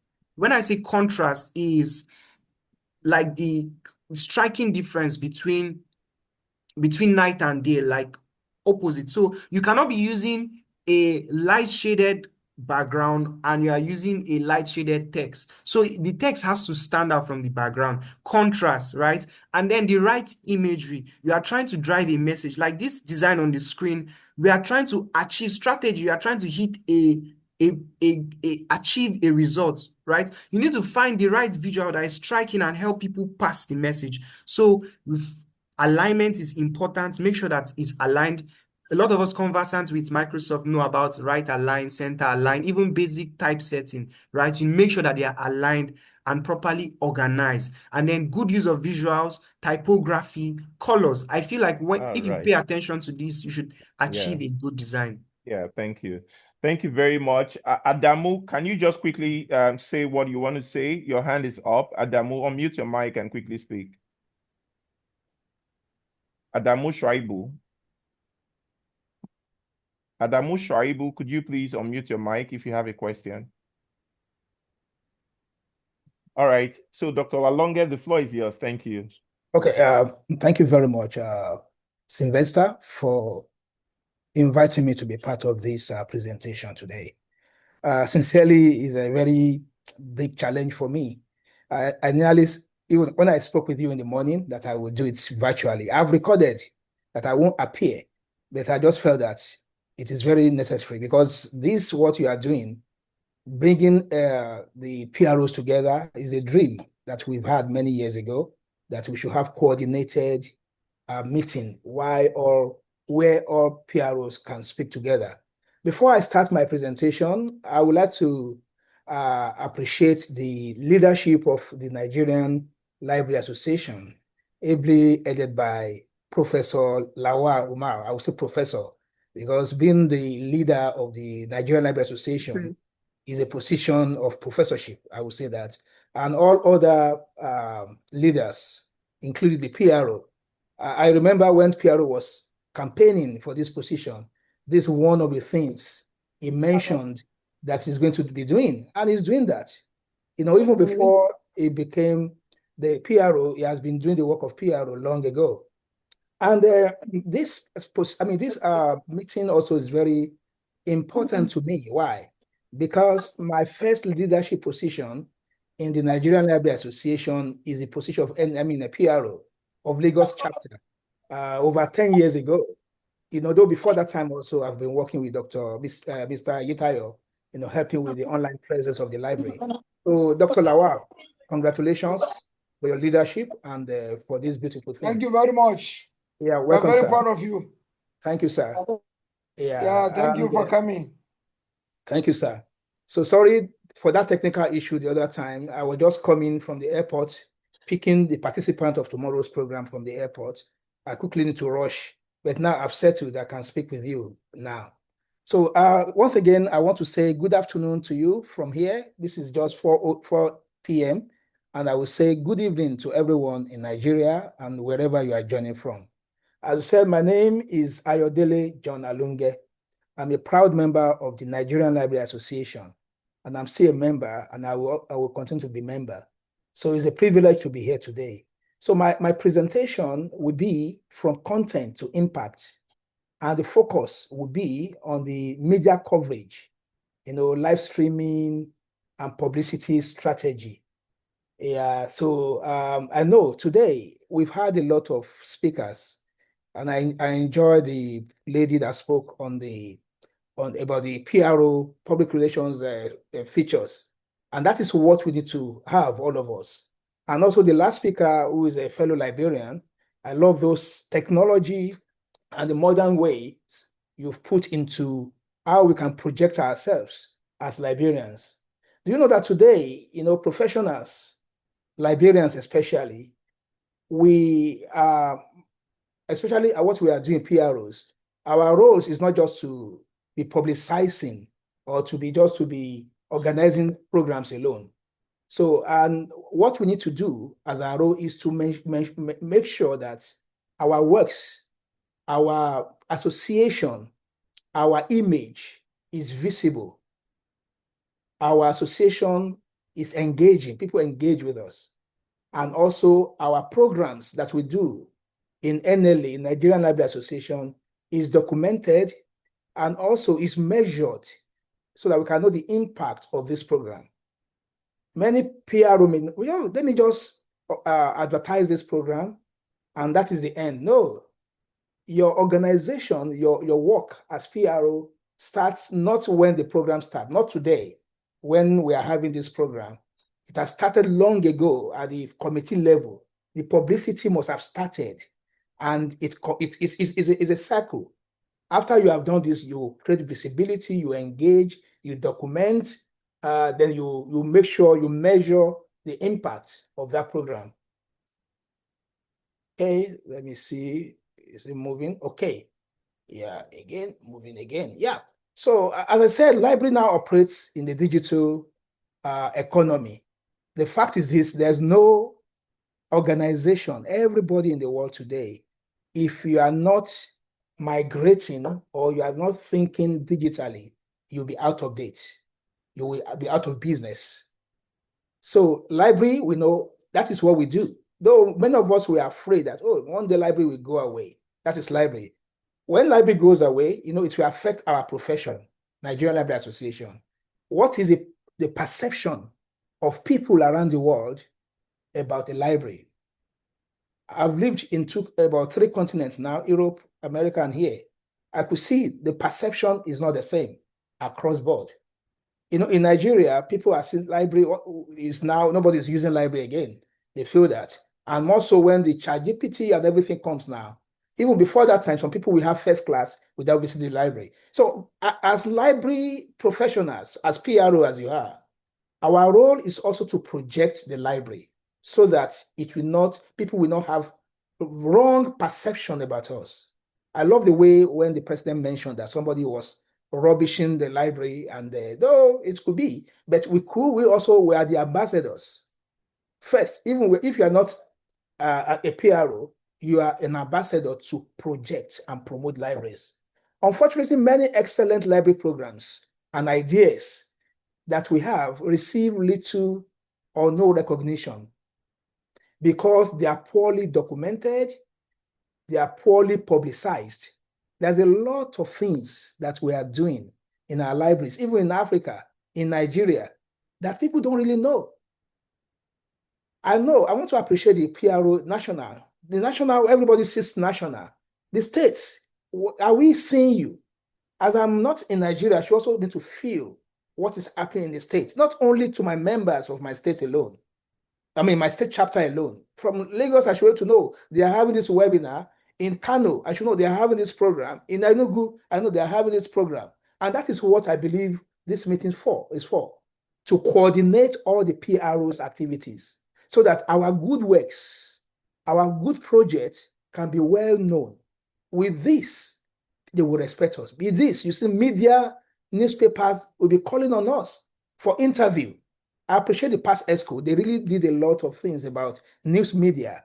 Yeah, and I know this ESCO is doing the same. I can see a lot. Though I'm not there in Nigeria, but I know what is happening through the media, through what you are doing. So publicity is no longer an optional activity. It is now part of the organizational leadership and the relevance. We should put money into publicity, not only national alone, even the states. Well, imagine 30 states in Nigeria, is it 36 states, including FCT? If they are all bombarding the news, giving information, talking about library, their activities, you will not beg the news media like Channels TV, like Arise TV, even CNN to invite you for interview. See the lawyers now, see what they do. Yeah, so we should now learn how to blow our trumpets.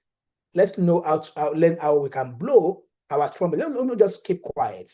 Let's tell everybody what we do. Now, the new role of PR. I know the expert has spoken, but for me, I will look at it from what I do. what I'm doing, what I'm speaking from experience. Though I've been a PRO of NLA for some years, I've left that position, Lagos State. I got involved with Digital Communication Crew, which is the work of PRO.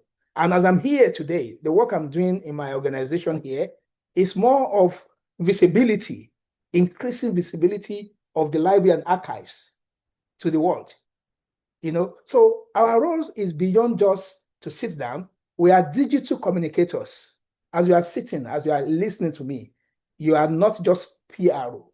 You are digital communicator. You are media experts, media strategists. You are all storytellers. And this is what I do. Communication engagement officers, live streams coordinator. A PRO, you can say, I'm a PRO and you don't know how to organize a webinar. Though you may not know everything, I will go to that. So the storytellers also write stories. Institutional branding, brand ambassador. I know the last speaker mentioned about branding. And I know NLA National has been maintaining that brand, green and yellow. When you say a poster, and now NLA now do maybe black and blue. This is not NLA.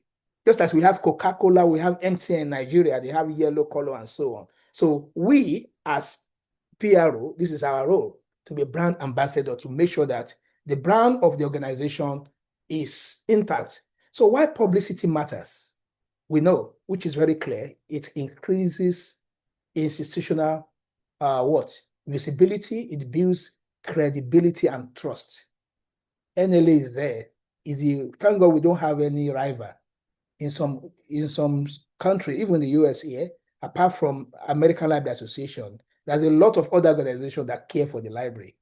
But Nigeria Library Association is this umbrella body. Though we may have other ICT and so on, but they are still speaking the same thing. They are still together, the same leadership.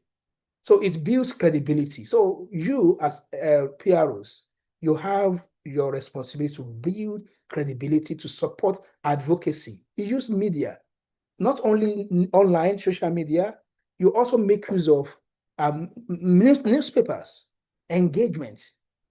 Each state you can do, you may say, oh, there's no money enough to do all this. There's some papers that they will not take money from you if you invite them for your program from the beginning. And again, it enhances membership engagement.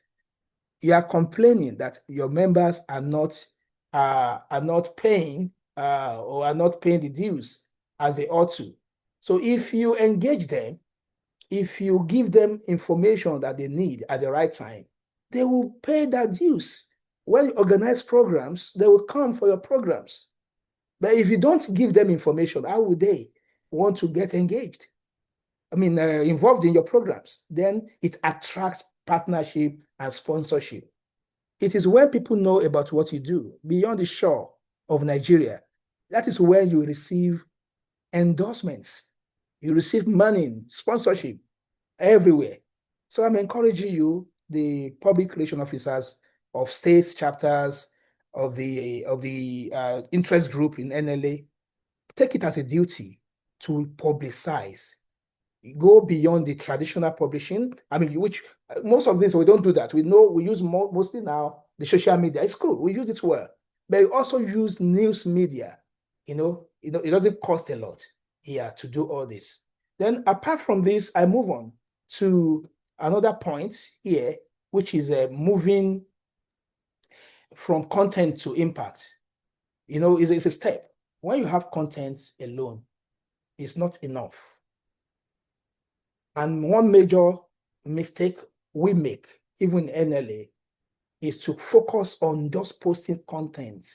Oh, let me just pull this content out. It should be strategic, systematic. It should have focus on engagement and influence. And you should ask yourself questions. It's not just for you to do flyers. Beautiful flyers, okay. But you should ask yourself a question when you are doing all this. Did the audience engage with the message? Some of us, we just engage.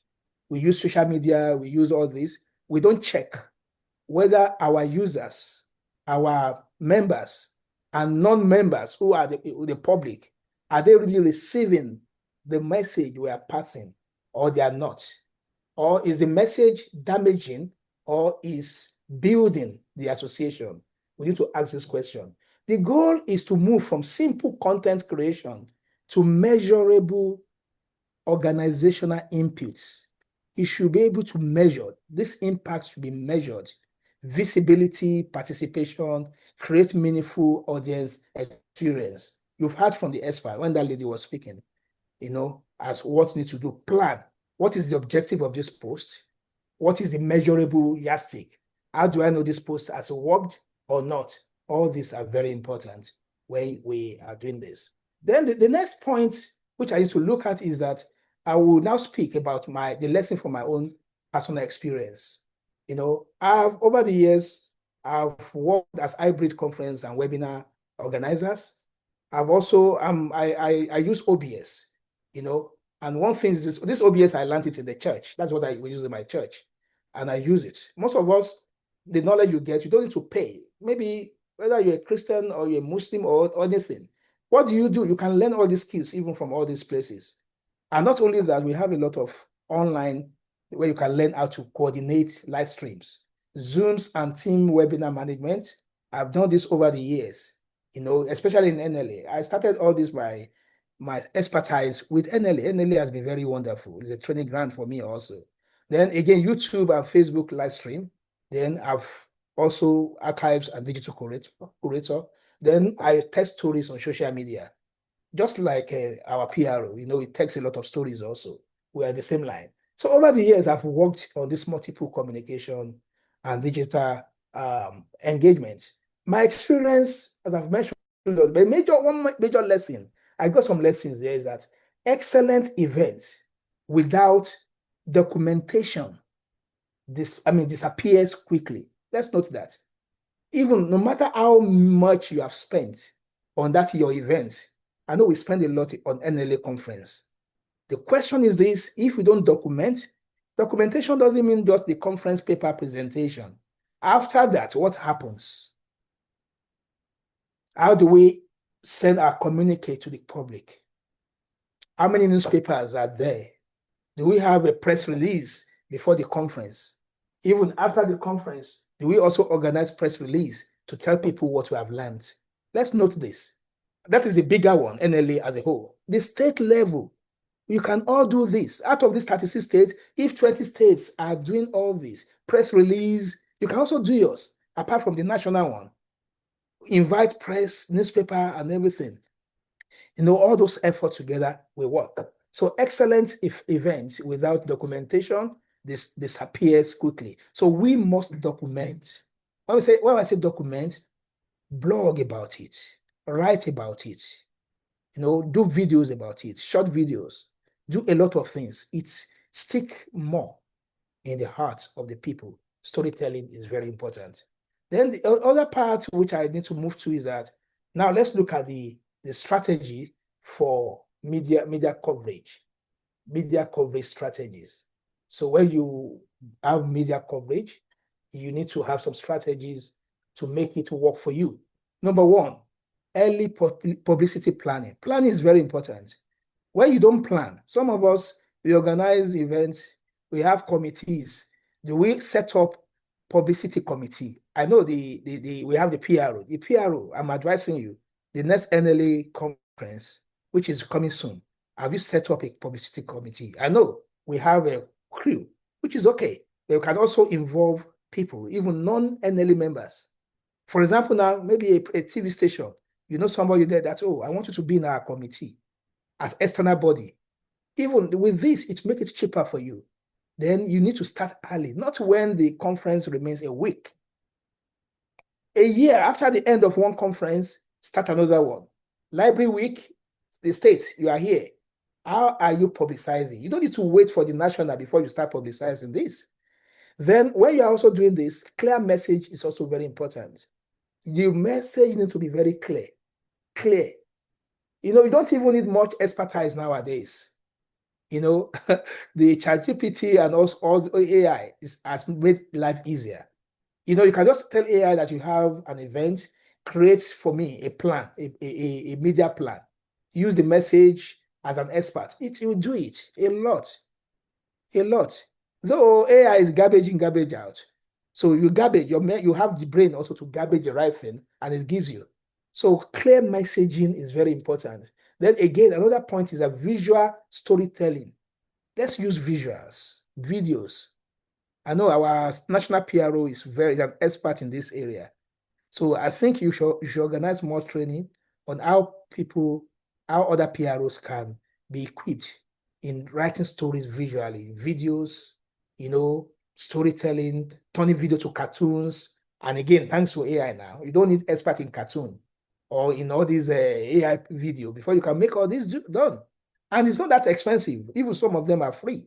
So let's do more training on this. Professional photography. When you have events, don't just use your phone alone to take pictures. Even when you use your phone, make sure you edit. The kind of picture you post on the social media of your state chapters determines how people will see you. It must be quality pictures. Get photographers, professional ones, to be at your events. I know Sylvester's wife is a photographer. I met her sometimes ago. You can give her that commission, as NLA, though it won't be, clash of interest. I know she is. You can be there, take pictures, or train other people to take pictures, edit those pictures. I know there's one guy here, Dr. Aziz, who is a PRO for NLA IT session. When I was in Nigeria, he is my photographer. Those pictures he took me with my family, they are still in my sitting room today. I look at this video, he took these pictures. So look for professional photographers.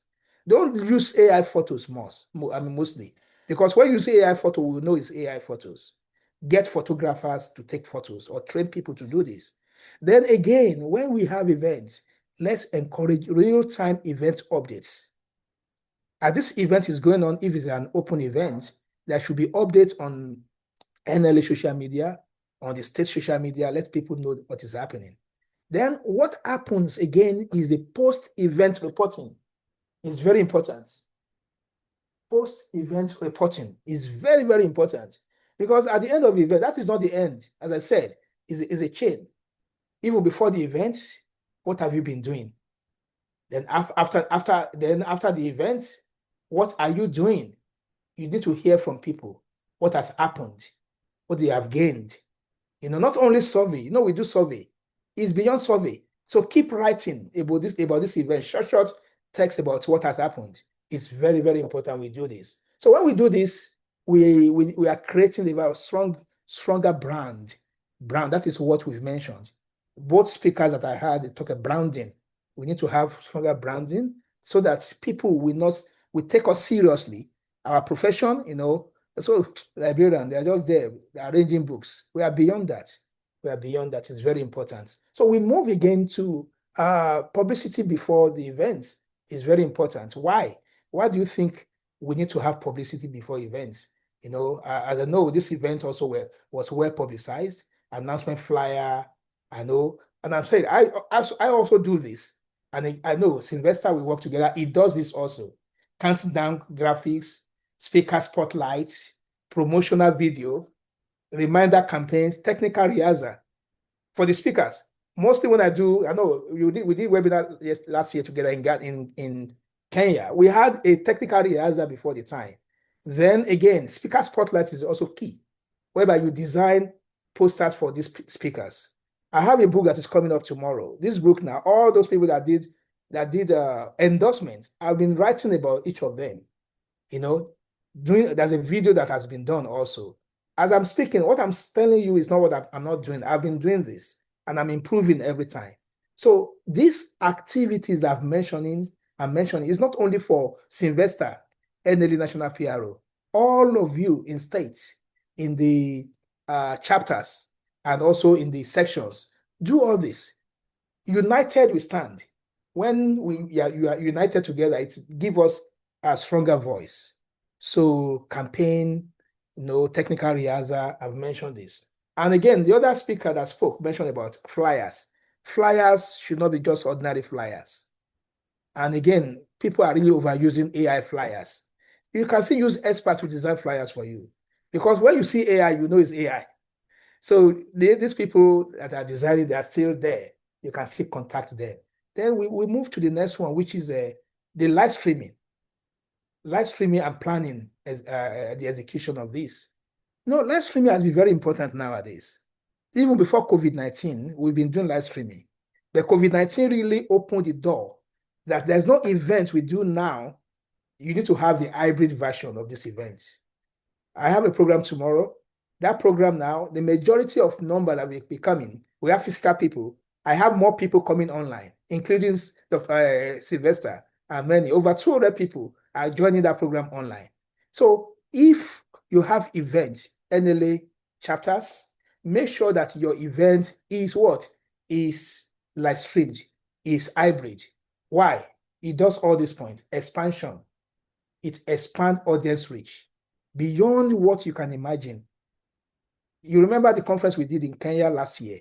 We have from 6 continents, and not all of them are there physically.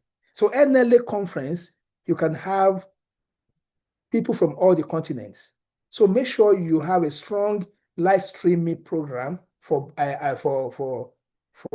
hybrid work. I know you are one of the experts. We use a lot of software to do this. For example, enable also hybrid participation. I mentioned that.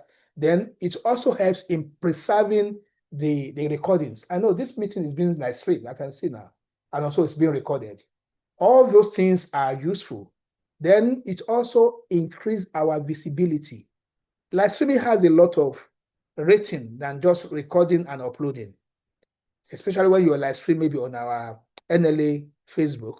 Many people will watch it and they can watch it another time. So make sure you should not do any conference, any program without having it hybrid format. So it's not necessary everybody should be at the venue. Even you can even make a lot of money for people joining virtually. Yeah. Then another point here is the tools. We have a lot of tools. And I know, because I'm very familiar with the OBS, I use OBS a lot. Not because it's easy to use and also it's cheap. I mean, it's free. It's free of charge. But I will mention some other tools.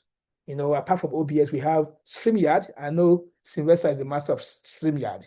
It's a good tool, but I think it's expensive. I want to use that and I couldn't use it.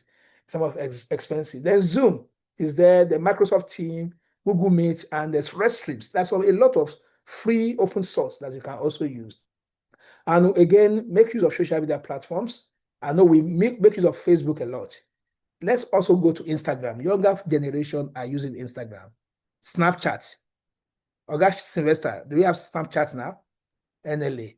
So we don't yet. Yeah, let's have it. Because that is where because we are old school, I'm becoming old school. Tomorrow I will be celebrating my 50th birthday now. So young people, if we want them to love what we do, let's go to Snapchat, let's go to Twitter. We have Twitter already. Let's go to other ones. They are the young people are using. I'm encouraging you, make sure let's create this. Because all these programs are not for us alone. The young people also, they should have interest in us. Yeah, and design tools, I know Canva. All PROs, you should know how to use Canva. I know we do a lot of trainings on these. I myself with Sylvester on Canva. Let's do. And though paid one is superb if you can pay. The free one also is not bad. You can also use it. And apart from this, we have some other tools, Canva, Adobe Express, and so on. Video editing, CapCut is a must. PROs, you must have skills in the use of CapCut. It's good for short videos. We have other ones that are bigger, which I know, like iMovie. We have DaVinci. I use that one, Premiere Pro. Then we have all other tools like audio tools, because when you have a program and the audio is poor, that program is not good. So you must also know how to make sure that you're using audio tools like Audacity and the script. They are also very important. Planning tools, PROs, plan. I'm not saying that you can do this work alone. Get other team members. And we have some tools that we can use for planning. Have you heard about Trello before? Trello. It's not only for project managers. Even you also, all of you are project managers. You are managing projects. So we have a lot like Google Calendar, use it. We have Microsoft Planner. You can use to manage many people together. I know many of us are so comfortable with WhatsApp. WhatsApp is just one of those tools. You can use other tools to gather your team so that you can track what they do, especially when you are planning for programs.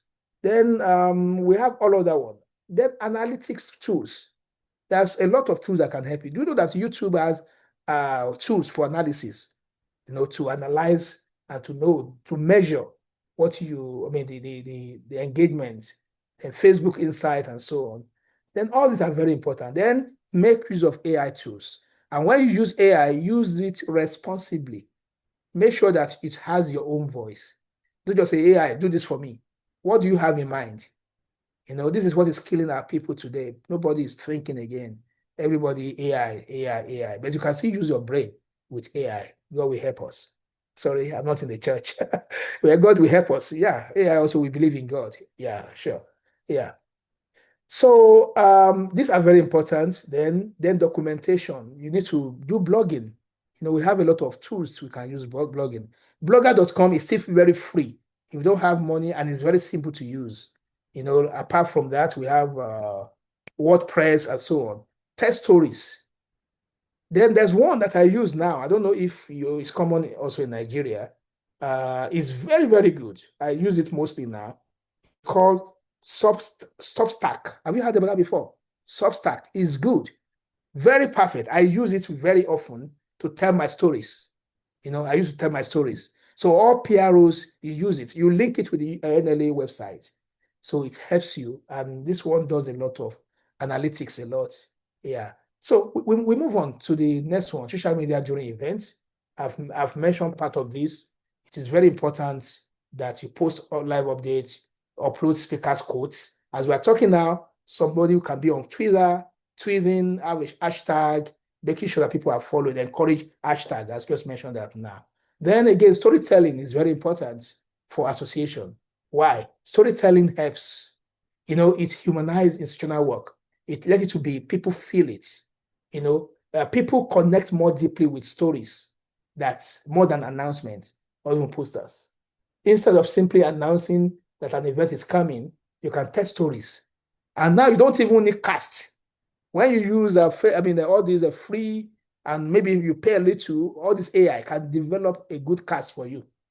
Not cast that will be speaking like American or UK. They can use the voice of Nigerians to speak. I don't like that people will be speaking like Americans. We have our own intonation, our own accents. Let's use it, and they are there. Story creates emotional engagement. Yeah, I'm running 3 up. minutes more, sir. Yeah, I'm running up now. Story creates emotional engagement, and also it helps audience to connect with your work. You create emotion. It focuses on transformation, and then it's unlike testimony. As we are preparing for NLA conference this year, though in a region that is people are afraid to go, I love what PRO did. I followed that when they went for a meeting, and some of the ESCOs were speaking about that this will save in Niger State, come over. But I will also say, I don't, the quality of that video is not what I like. You should have just gone to edit it well to be appealing. But it's a good plan. So you can do more of this. So it can encourage more people to want to attend that conference. Yeah, you can do more. Yeah. And again, the team roles. You need to have a team.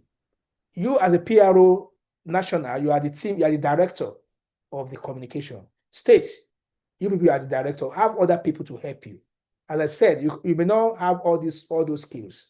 I'm not saying you should have all the skills. You should have camera operator, live stream manager, photographer, social media officer. Incorporate them. Don't be the only one. I'm the PRO. I want to be the only. No. Even they can be doing the work for you. You will be taking the glory if you know how to manage people very well. Manage young people, students. You try students in the university, LIS students. Put them in your team. You will see how our visibility is going to be.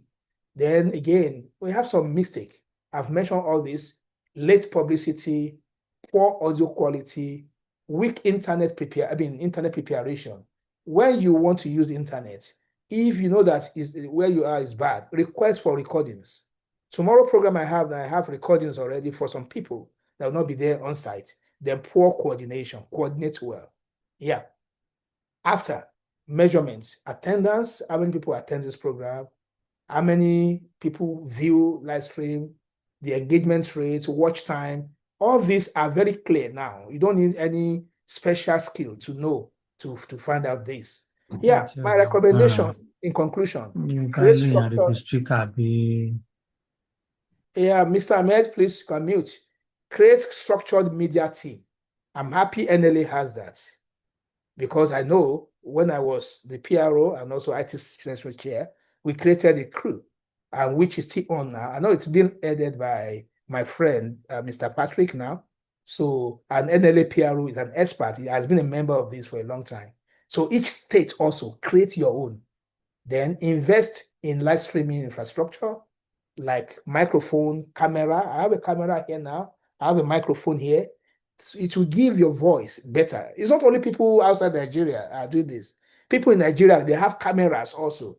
You know, it's not only, and because this world is a global village, technology that I have in America here or in Europe is what you can also have access to.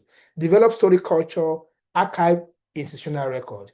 Yeah, move from announcements to engagements, move from visibility to influence, move from content to impact. Thank you very much for listening to my presentation. And I invite you to my program tomorrow. I'm speaking about bridging librarianship theology, digital transformation for public good. Try to be there. And also we are giving scholarship to some students in Africa. And also we are also launching a book. I'd love to see you there. Thanks. Bye-bye. Yeah.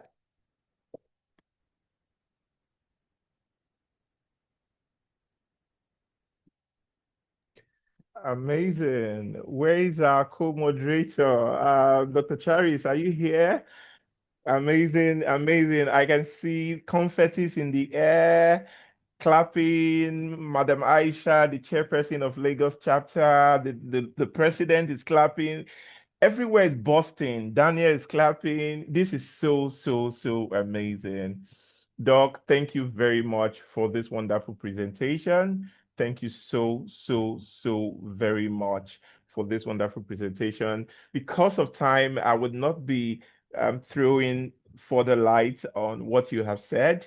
I'm just going to invite, because I understand your time schedule, we have just one more presentation and an apology that please take note that this is a recorded session. We understand that if you're tired, you need to go right now. But because we have made promises about the topics that this event will teach you, we will not end this stream. So we apologize. If you can't continue to the end, the recording will be available so you can watch. So please pardon us. We are going to complete this event, the last presentation from Dr. David Oguche on how we can leverage website opportunities. My president is still here, and I want to request him one more time to please do us the honor of sharing these beautiful certificates in appreciation of Dr. Alonge and also Daniel. So we're going to be displaying two certificates, Daniel and yes, Dr. Alonge. My president, sir, please, in 1 minute. Thank you very much. What a wonderful presentation from the two speakers, Dr. Alonge and what's the name? Daniel. Dr. Ayodele Alonge and Daniel. PRO, can you give me the other certificate? His name is Daniel. Oh, Daniel, thank you very much for your insightful, thought-provoking evening. Daniel Okem, Mr. Daniel Okem, thank you very much. So on behalf of all of us, the NLA Council, the Executive Committee, and all of us librarians, we sincerely appreciate you and we're very proud of what you guys are doing over there. And I assure you by tomorrow, I will try and keep it as a date. I'm going to be there for your program by the grace of God. So thank you. I've been directed, you know, I'm under the parade now, parade of PRO, that I should gracefully hand over the e-certificate on behalf of all of us as a token of appreciation. Please, can we appreciate the two speakers, Dr. Ayodele He has been there for us all the time. Many of you may not know he has documented us, so he is waiting for us. Thank you. Thank you. Thank you so much. Thank you.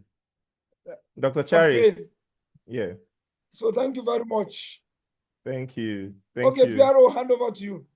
All right. So this is the last presentation for tonight. Okay, Shuaibu's hand is still up. I'm not sure if you want to Dr. say Charis. something. Hello. Dr. Charis, might not be here. Yeah, Shuaibu, go ahead. You can say what you want to say quickly before our last presentation. Okay. Thank you so much for the presenter. And we appreciate the way he presents, and we learn more. And we say thank you for NLA. Thank you for the PRO. My own observation is that in all the information that we are learning here in how to make the design and how to pass the communication impact and any other thing, so we left those people behind, people with special needs. All the communication that we are trying to learn is supposed to have an order in line with those people so that we can communicate together with them.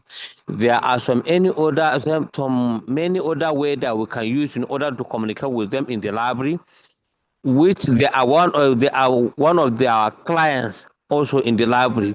So the way we can communicate with the other people is supposed to communicate with those people in their own way. Thank you so much. Thank you. Thank you very much. Dr. Alonge, do you have something to say about how we can reach out to those with special needs so that this will be an inclusive event? Any comment about inclusivity, reaching out to those with special needs, especially through our communication?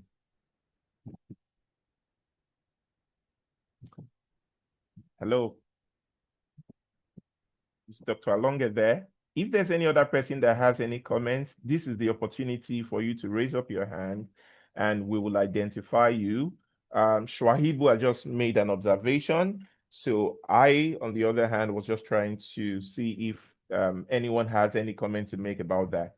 If there's anyone that would like to respond to that, you could just unmute your mic and speak about it. If there's none, I'll say something briefly and then Dr. Charis, you introduce the final presentation.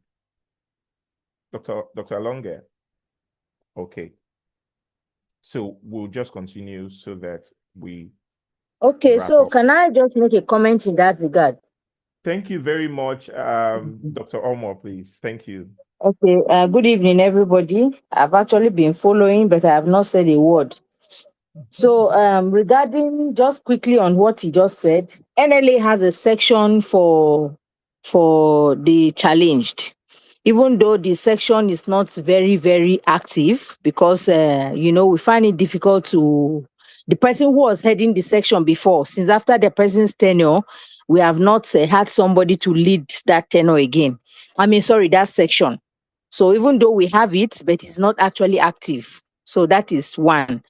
And then secondly, I think 3 conferences ago, there was a proposal that we have to be inviting all these what do you call them? These people that do sign language. Because of course, if you notice in our NLA conferences, thank you, sign language interpreter. So, exactly. So we had a sign language interpreter when we went to this conference in, I think, is it Delta or the Kano? I can't remember now. So somebody suggested it because we have the physically challenged that are librarians that normally attend our conferences. In fact, there's one particular one that is on a wheelchair. He's always at our conference. And when he comes, you normally put him in front where the fellows usually sit. We give him a special privilege to sit where the fellows sit. Right. So actually, we have them in our midst. We have a section for them, though, like I said, not active. But then we have recently introduced that sign language interpreter to our conferences. Though last year's conference, we did not have one. But I think it's something that maybe we can continue with so that at conferences, we have all these sign language interpreters that will come and speak. And then if we have any physically challenged that are physically present at our conferences, we actually give them priority sitting rather than rushing and sitting in the midst of other people. So I think most importantly, we'll try to resuscitate that section for those physically challenged librarians. Thank you. Thank you. Thank you very much. So, Dr. Charis, please, could you? I'm sorry, we wouldn't be taking any further comments because of time. Maybe after the last presentation, we'll allow you again. Thank you very much for your understanding. So, Dr. Charis, are you here? Please introduce the final presentation, please. Okay. Our last speaker for today is in the person of Dr. David Oguche.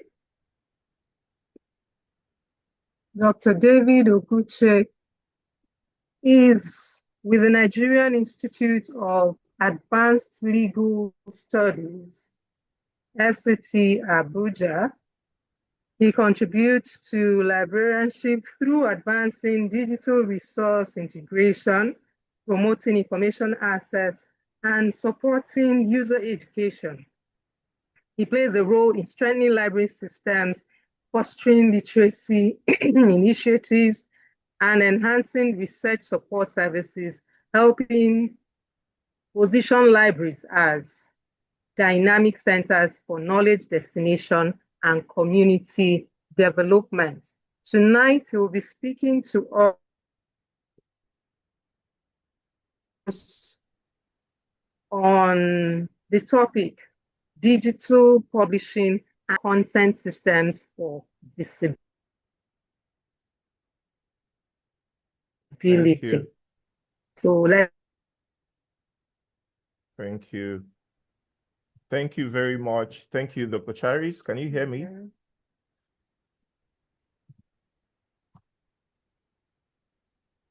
Can you hear me, Dr. Yes, Charis? I can. Go ahead, please. All right. Thank you very much. So, ladies and gentlemen, I have information for us. Dr. David Yes, Oguche, I can. Please go ahead. Okay, Dr. David Oguche is unable to give this presentation right now, but the beautiful part of this presentation you're about to listen to is digital publishing, websites, content management systems. They're a very special aspect of PRO, of publicity, of visibility for any organization. And Dr. David is one of the pioneer leaders of the digital communication crew of the Nigerian Library Association. But before we listen to his presentation, like I said, he's unavoidably absent right now, unable to join us, but I'll be sharing his presentation. Now, but before that, I want to give the announcement for this webinar. So before you leave, you listen to this. Our conference is holding from the 12th to 17th of July in Minna. We've said that already. The president has also mentioned that conference. Secondly, we are advised that there is need for us to pay our dues. The immediate past president of this association once said that a non-paid up person is not our member, and as such cannot enjoy the rights and privileges of a member. This was said almost casually, but it makes huge sense till date. Now, at this point, I want to quickly also announce that if you are watching us right now on Facebook, please follow this channel. Follow us on Facebook at NLA Official. That's the right handle you could use to follow us right now on this channel. So quickly, I want to also announce to us the final one before the presentation. I want us to tell us about the next event we'll be having. The next event we'll be holding next month. We have had 2 webinars so far. This is the second webinar. The final webinar for this year is tagged The Complete Professional. The Complete Professional. And that's like the grand finale of this whole event. So it's not just a webinar, it's an international webinar. So very quickly, I want us to engage in the chat section. If you see any speaker that you recognize, can you just type it in the comment section? tell me. For me, I see someone who many of us have not seen for a very long time. I see Alhaji Rilwanu Abdusalami, one of the past presidents of the association. So if you see any other person that you know or you recognize, please just type in the comment section. Dr. Charis, do you see anybody that you recognize? Yes, I see the LRCN DG. Okay. Who else can unmute their microphone and tell us a speaker that they recognize? Just unmute your mic and tell us who you see that you recognize. I see the president of the NLA, Dr. Lawal Umar. Beautiful. Okay.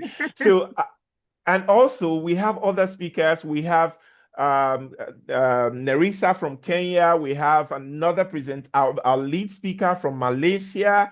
We also have another speaker, a guest speaker from Namibia. That's the president of the Library Association in Namibia.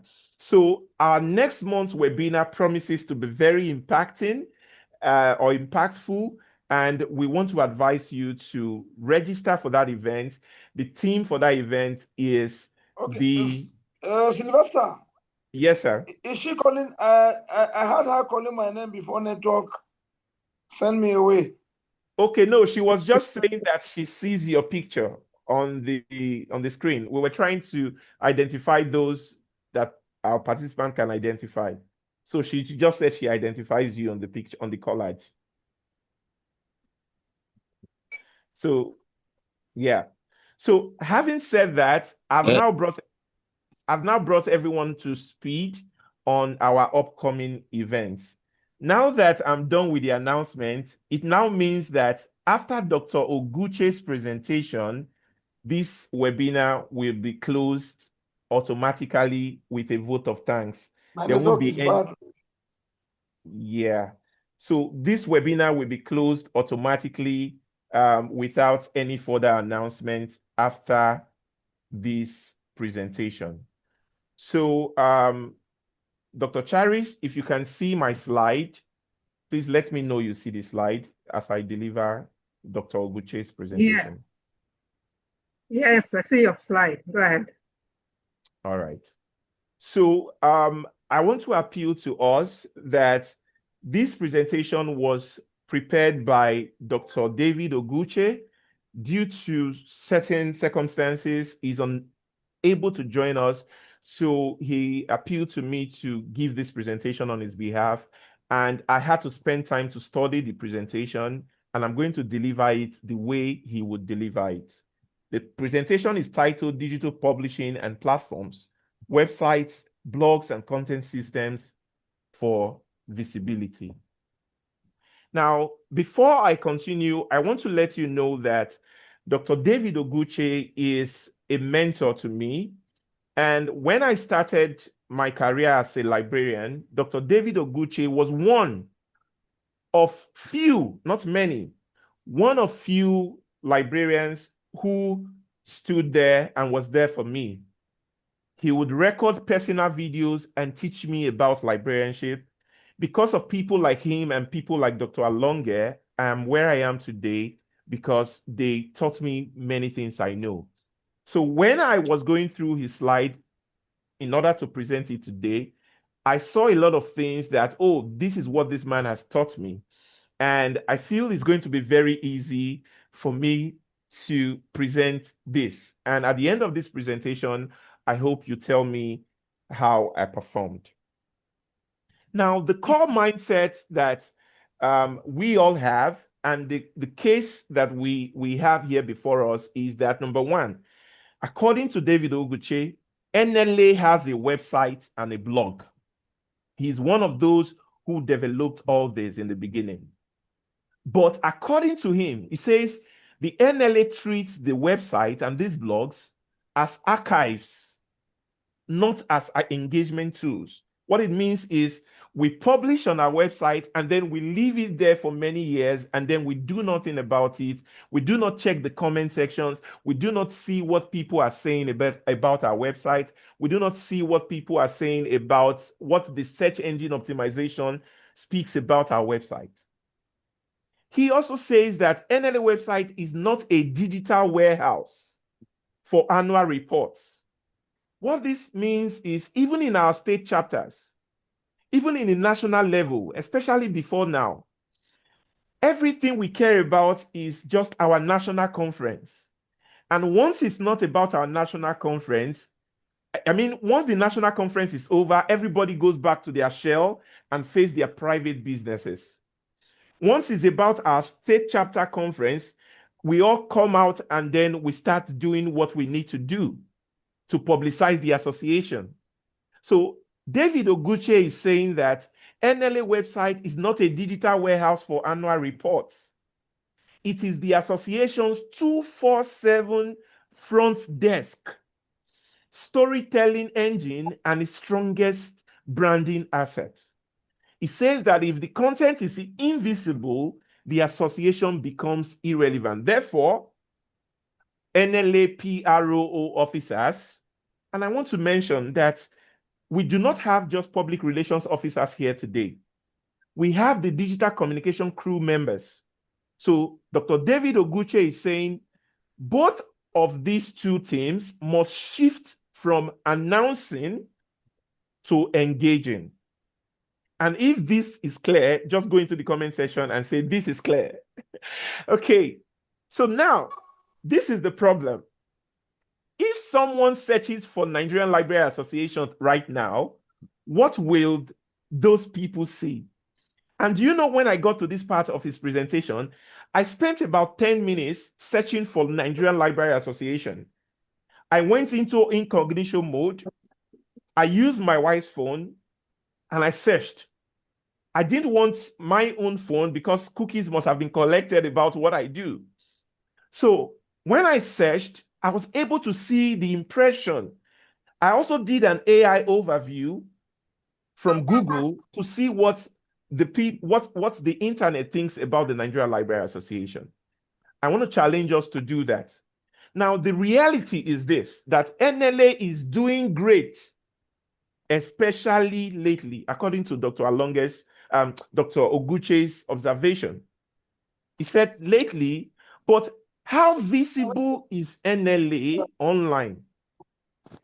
The narrative about our activities is being shaped by what people say and what people do, or what people tell their friends about us.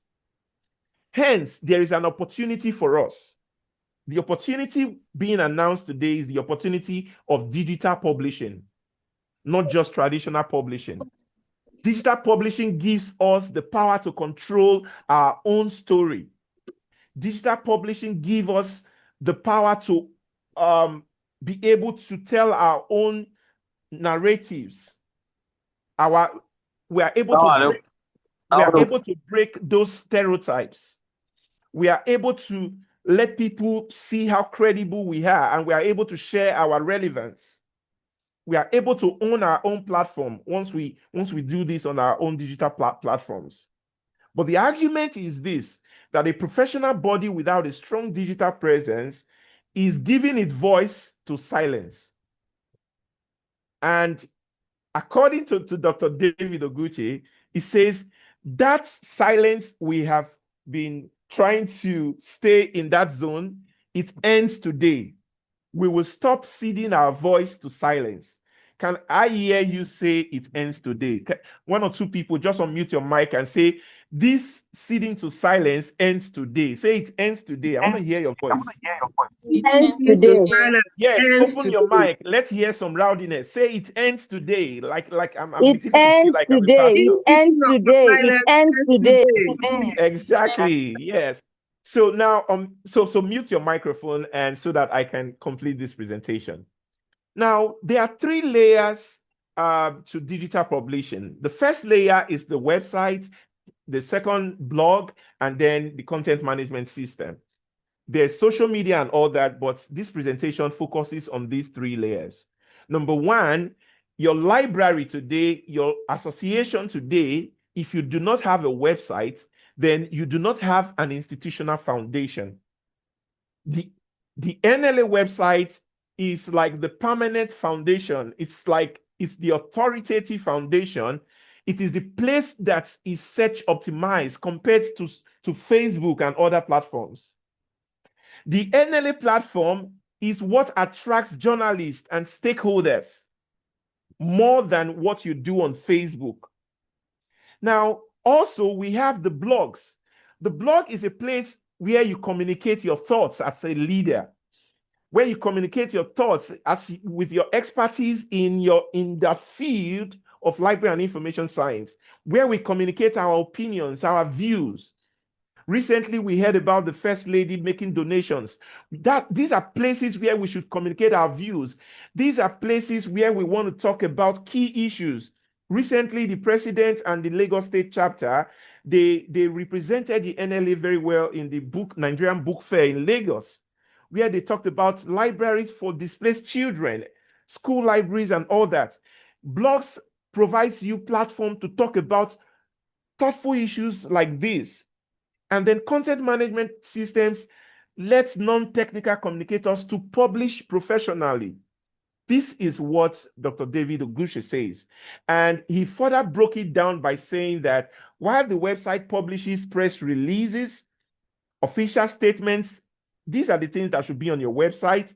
He also talks about search optimized pages pulls journalists, not Facebook. When journalists wants to write news, when Channels TV wants to broadcast today, when they search on Google about trendy issues, it is websites that will come up first, that will rank up first. So what are we putting on our website? If you notice, the NLA has recently started to prioritize publishing on our websites. And then he talked about blogging and content calendar systems in WordPress. Facebook has the suite. Is it Meta Suite it's called? Those are content management systems that could help us in the work that we do. Also, he talks about strategy.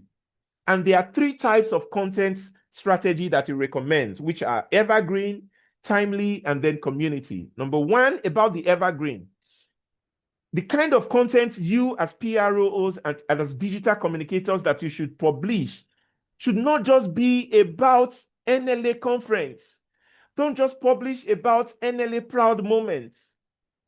Publish evergreen content. Talk about why library services matters for national development. Information like this stay relevant long after you have published them. Remember, I talked about the publication about the president's delivery at the Nigerian Book Fair. Such issues stand the test of time. Talk about how people can access library resources in Nigeria. Talk about career pathways in librarianship. These are information that are evergreen. They stay relevant longer than when you publish them. Also talk about timely issues. Press statements on library funding. I refer to the donation from the First Lady. Those are timely issues. Sometimes other news could come and push them away. Immediately they happen. Dr. Alonge talked about late publicity. Immediately these things are happening, talk about them. React to government education policy. I remember when LROCN funding stopped. We made videos. We engaged the press. We engaged a lot of people. People came out to talk about it. And today, LROCN funding has been restored. Can somebody shout hallelujah? Pardon me for going religious. But then also, conference announcements, all these things are timely. These are the kind of information that we should talk about. And then we should talk about member spotlights. Chapters that are doing well, make sure you spotlight them. People who are doing well in your chapter, leverage the opportunity of the NLA proud moments. Talk about them. Tell the national about it. Even use your own platform. And I like what the NLA IT section introduced recently. They also introduced their own version of the NLA proud moments to spotlight those who have just gotten a doctorate. The NLA Proud Moments doesn't feature doctorates. And the NLA IT section saw that gap and is filling that gap. These kind of information that we should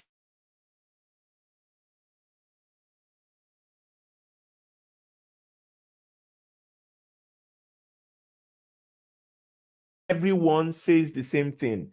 And this is where I got really connected to his presentation. This means that everyone says different things.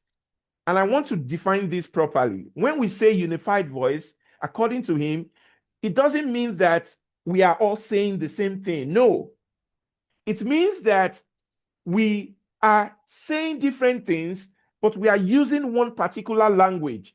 So when somebody sees that NLA Sokoto State chapter is flagging a book campaign, a reading culture campaign, somebody sees it and says, wow, only the NLA can do this. Only librarians can do this. And then somewhere in NLA data is taking libraries to prisons and also doing another type of campaign. Somebody is able to say that, wow, only librarians can do this kind of thing. So we are using the same language, but we are doing different things. We are saying different things, but we are in the same language, in the same brand. We are using the same tone. We are using same key messages. We are using same visual identity. As we wrap up this presentation, Dr. Oguche shares with us that there are over 87 million people online as of 2024. 95% of these people use their mobile devices to access the internet. Just like right now, while I'm using my laptop, I'm a laptop person, I'm not a mobile person, but a lot of us who are watching this event today are using our mobile. We constitute that 95%. 33 million of these people are active on social media, and WhatsApp is the most dominant platform in Nigeria. What this says is we should be mobile friendly. We should leverage our website, and we should prioritize platforms like WhatsApp to amplify what we do. I see a lot of us, when we have events, you have 20 pictures or 100 pictures from an event. You come to WhatsApp and you load that WhatsApp platform with those pictures. That is not the right thing to do. Dr. Oguche says, design content in formats that travel well on WhatsApp. Only put short summaries, quote images, include links. The website should be the place where you should load all those information. I don't know, I just hope this makes sense to all of us. And as a way of recommendation, Dr. Oguche says, number one, audit before you build. When we came into office, what I did was I went to NLA's Facebook channel. I scrolled down to the first ever post that was made on NLA. I looked at the analytics. I saw that sometimes, even up to 2-3 months, not a single post is made on the Facebook. And I told myself, this is a target. I told myself that in the first 1 year, we are going to add 1 to 3,000 more followers. And we achieved that. In less than 1 year, we had attracted over 1,000 followers on the NLA Facebook channel. So, secondly, he talked about creating a content calendar. Thirdly, he talked about a flagship annual report. And this is a challenge to all PROs. The president is here today. This is a challenge to the national executive from Dr. Oguche. I have seen this on IFLA. I have seen this on AFLIA website.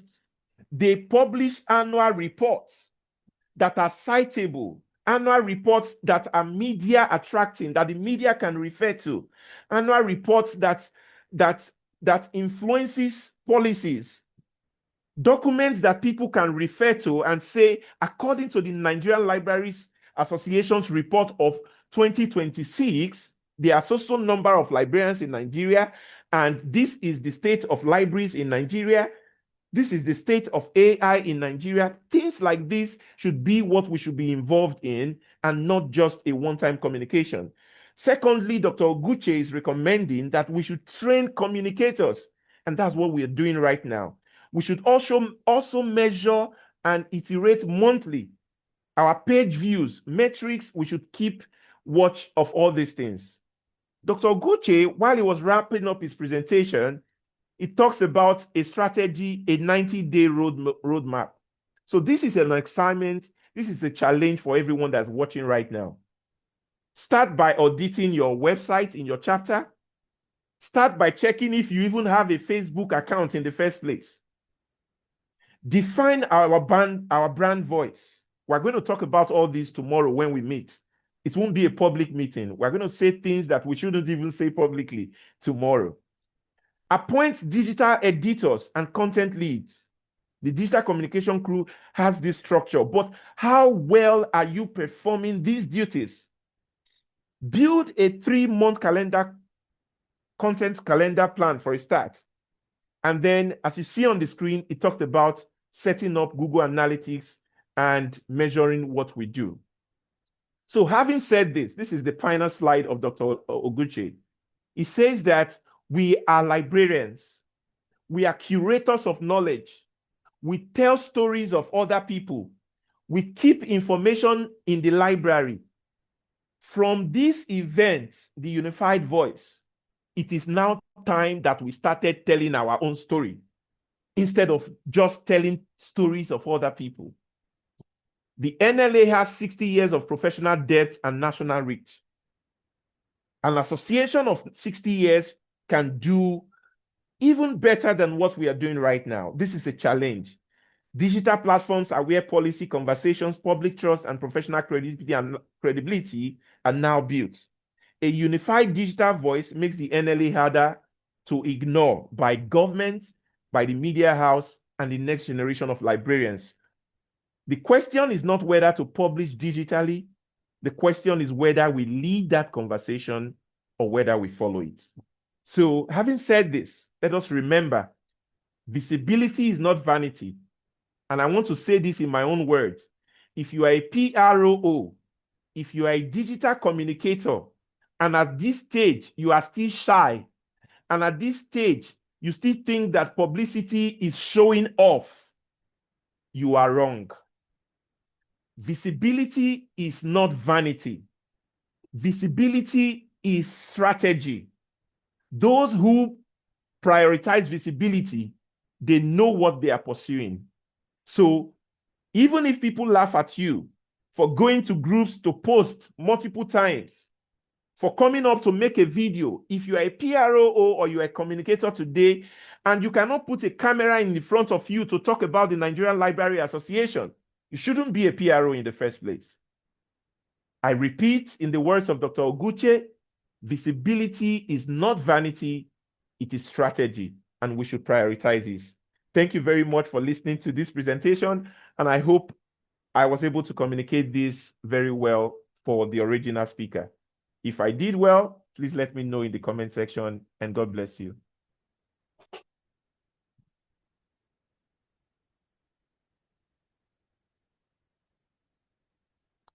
Dr. Charis, kindly unmute your mic and let us have somebody give a vote of thanks.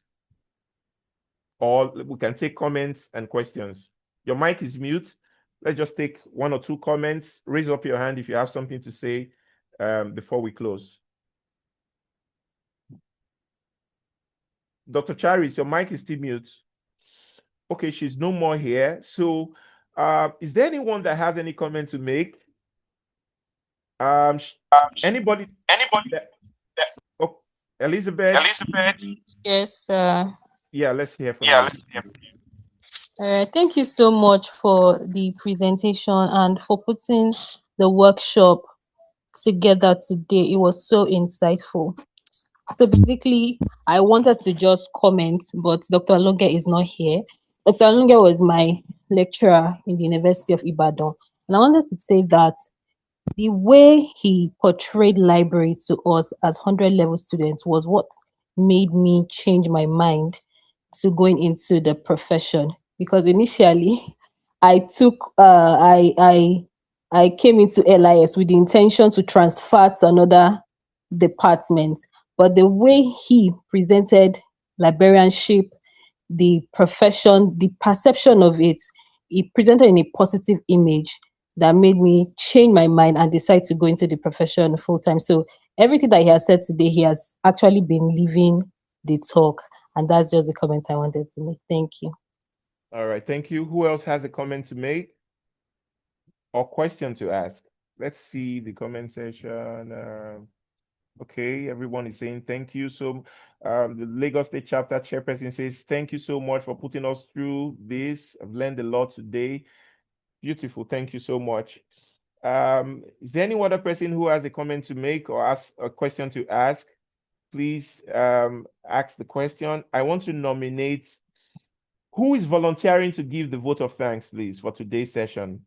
And before that, can I announce to you that tomorrow we have the immediate past president, Pastor Dr. Dominic Omokaro. He's going to be speaking tomorrow. Then Dr. Omo Asenoka is going to be speaking tomorrow. And myself, I'm going to be speaking tomorrow. So we have internal issues to talk about to reposition the NLA. So so that I just thought to add that announcement. So who is volunteering? Let's hear from Shaibu. Shaibu, unmute your mic and let's hear from you. Hello, Sylvester. Can I say something before you give your vote of thanks? This is Florence Ngozi Nwabuonwu. Yes, please. You see, initially I wanted to get out of the meeting just after my presentation, but I got so engrossed and engaged, and I must say you are doing a great job. And I want to appreciate all of you. I want to appreciate Dr. Charis. I want to appreciate Dr. Umar, all the members, all the PROs. I want to wish you all the very, very, very best.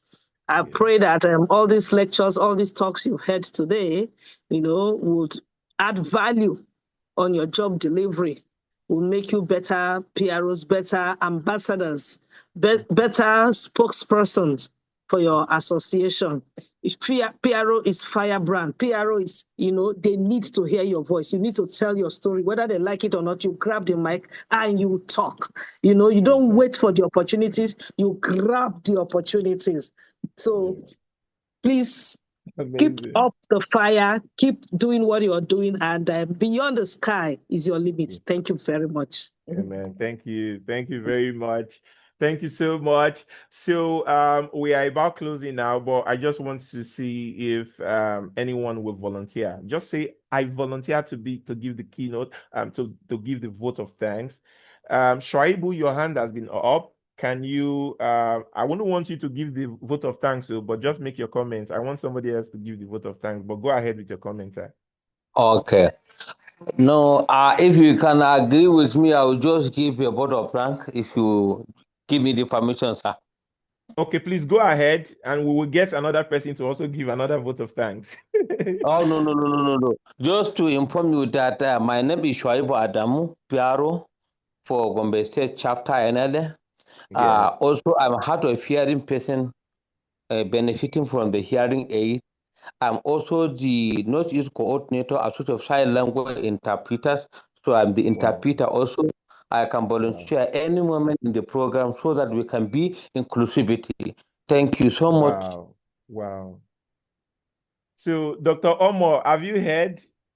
Oga Shaibu has volunteered. Loud and clear. Thank you so much. We appreciate you. Yes, thank you. So, I am now going to randomly point. I'm going to randomly point someone to give a vote of thanks. Who? Since nobody wants to say anything, maybe I'll point the person laughing. Dr. Aziz Adeoye, unmute your mic. You're laughing. Maybe you knew I wanted to point you. So please give a vote of thanks. Please help us appreciate our president and our speakers and everyone that has spoken here today so we can close. Dr. Aziz, unmute your mic. If you don't unmute, I will unmute for you.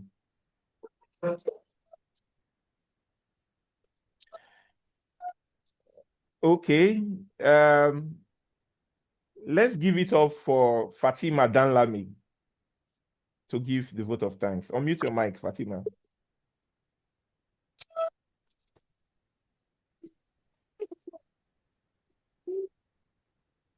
Thank you for the opportunity. A very good evening to everyone.